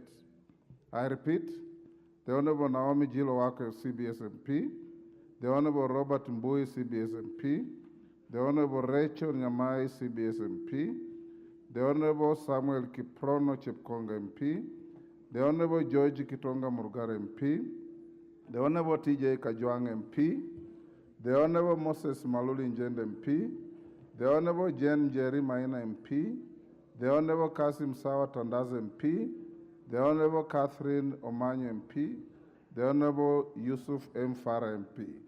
As members of that opinion say aye. Aye. Will those of the contrary opinion say nay? Nay. The ayes have it.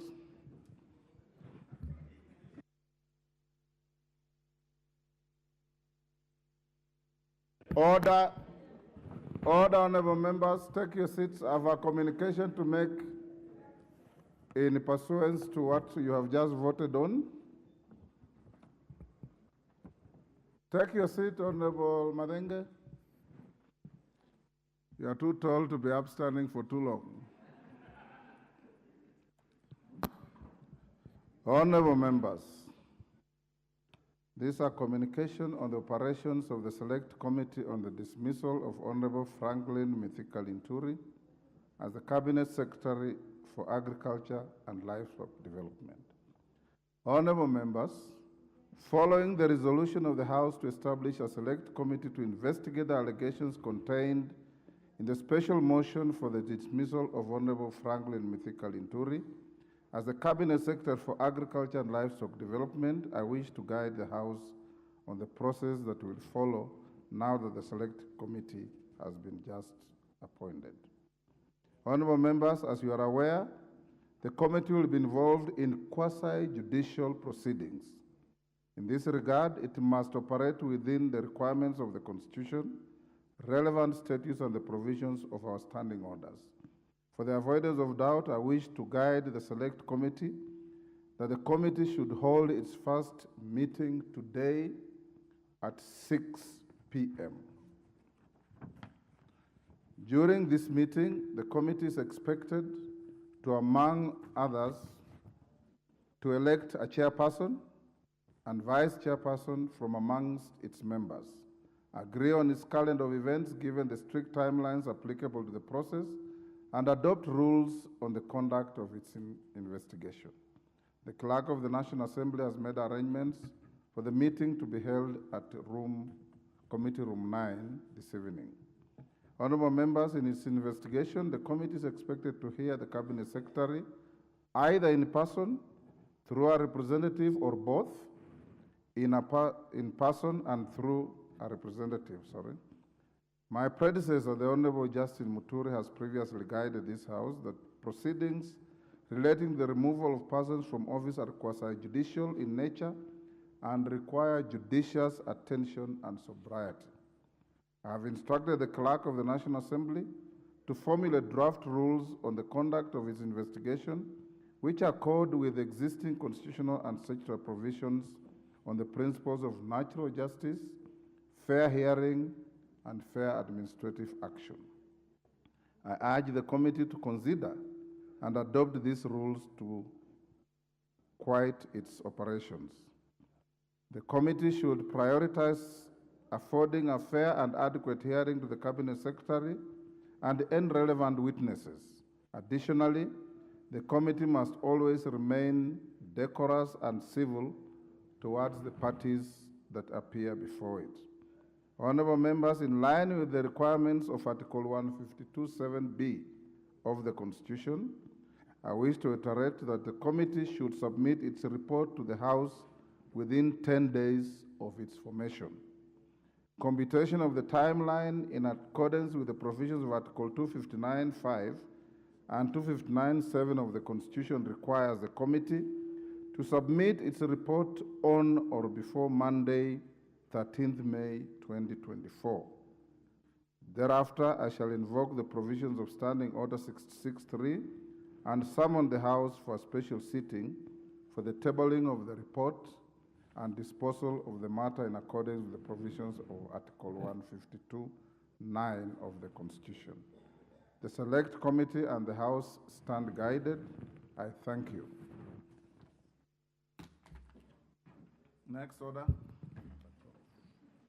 Order number 12, motion, ratification of the multilateral convention to implement tax treaty-related measures to prevent base erosion and profit shifting, MLI.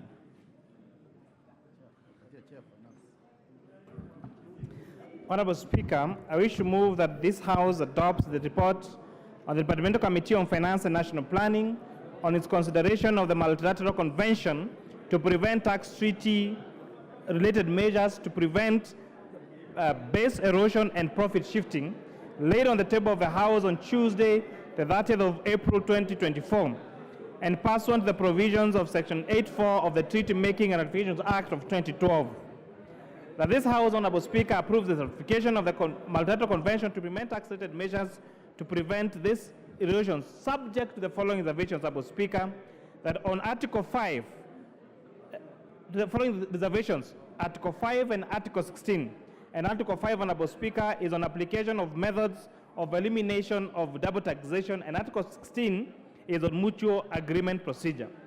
Honorable Speaker, first I wish to extend my gratitude to you, Mr. Speaker, and the Clerk of the National Assembly for the support you accorded to us during its consideration of this convention. In the same light, I applaud the members of the committee for efficiently and as always canvassing the MLI, that's the multilateral instruments, and the secretariats for always being diligent and in their support for the committee. Second, Honorable Speaker, the committee further wishes to commend the following institutions for submitting their views on the convention: the National Treasury and Economic Planning, the Law Society of Kenya, PricewaterhouseCoopers PwC, Bowman's LLP, and Jawala and Kana Advocates, PKF, RSM, Ernst & Young, Okwa Uchumi, KEPSAM, and of course ISPAC, and many other institutions that have always endeavored to provide their views to our committee every time we have had a matter in our consideration. Honorable Speaker, over the last 10 years, there has been growing concern that the use of tax avoidance strategies by multinational enterprises that exploit gaps and mismatches in the national tax laws to shift profits to low or no tax jurisdictions where there is little or no economic activity. This, Honorable Speaker, refers to as base erosion and profit shifting, BEPS. Honorable Speaker, in response to these concerns, the G20 and the OECD, together with many advanced and developing countries and regional tax bodies, have been working to develop new rules and processes to strengthen the international tax system and tackle tax avoidance, and the result is a multinational instrument treaty that is being born today. Honorable Speaker, this group of companies is referred to as the Inclusive Framework on BEPS, of which Kenya is a member in January 2017 and consists of 140 countries and jurisdictions. Honorable Speaker, the Inclusive Framework has allowed Kenya to work on an equal footing with other countries to tackle tax avoidance by developing recommendations that are aimed at realigning taxation with the location where economic activity takes place and value is created. What is the rationale of MLI, Honorable Speaker? Honorable Speaker, the approval of this ratification on the multilateral instruments will put in place measures to curb double tax agreements, enhance clarity on taxation of partnerships to ensure that there is no evasion of taxes, make dispute resolution mechanism more effective, and broaden the tax base by ensuring that multilateral enterprises do not avoid taxation on the basis on the activities in the country. And this has been done through avoidance of permanent establishment status. In addition, Honorable Speaker, ratification of MLI will improve Kenyans' efforts to improve resource mobilization for enhanced financing of public sector and other development needs. In particular, MLI measures will ensure the protection of Kenya's tax base. And this, Honorable Speaker, is especially given Kenya's high reliance on corporate income tax revenues in comparison with more developed countries. The MLI is by far a more prudent option than pursuing bilateral negotiations of Kenya's existing domestic DTAs, which would be lengthy, expensive, and protracted processes. Negotiation of DTAs typically takes around 24 months.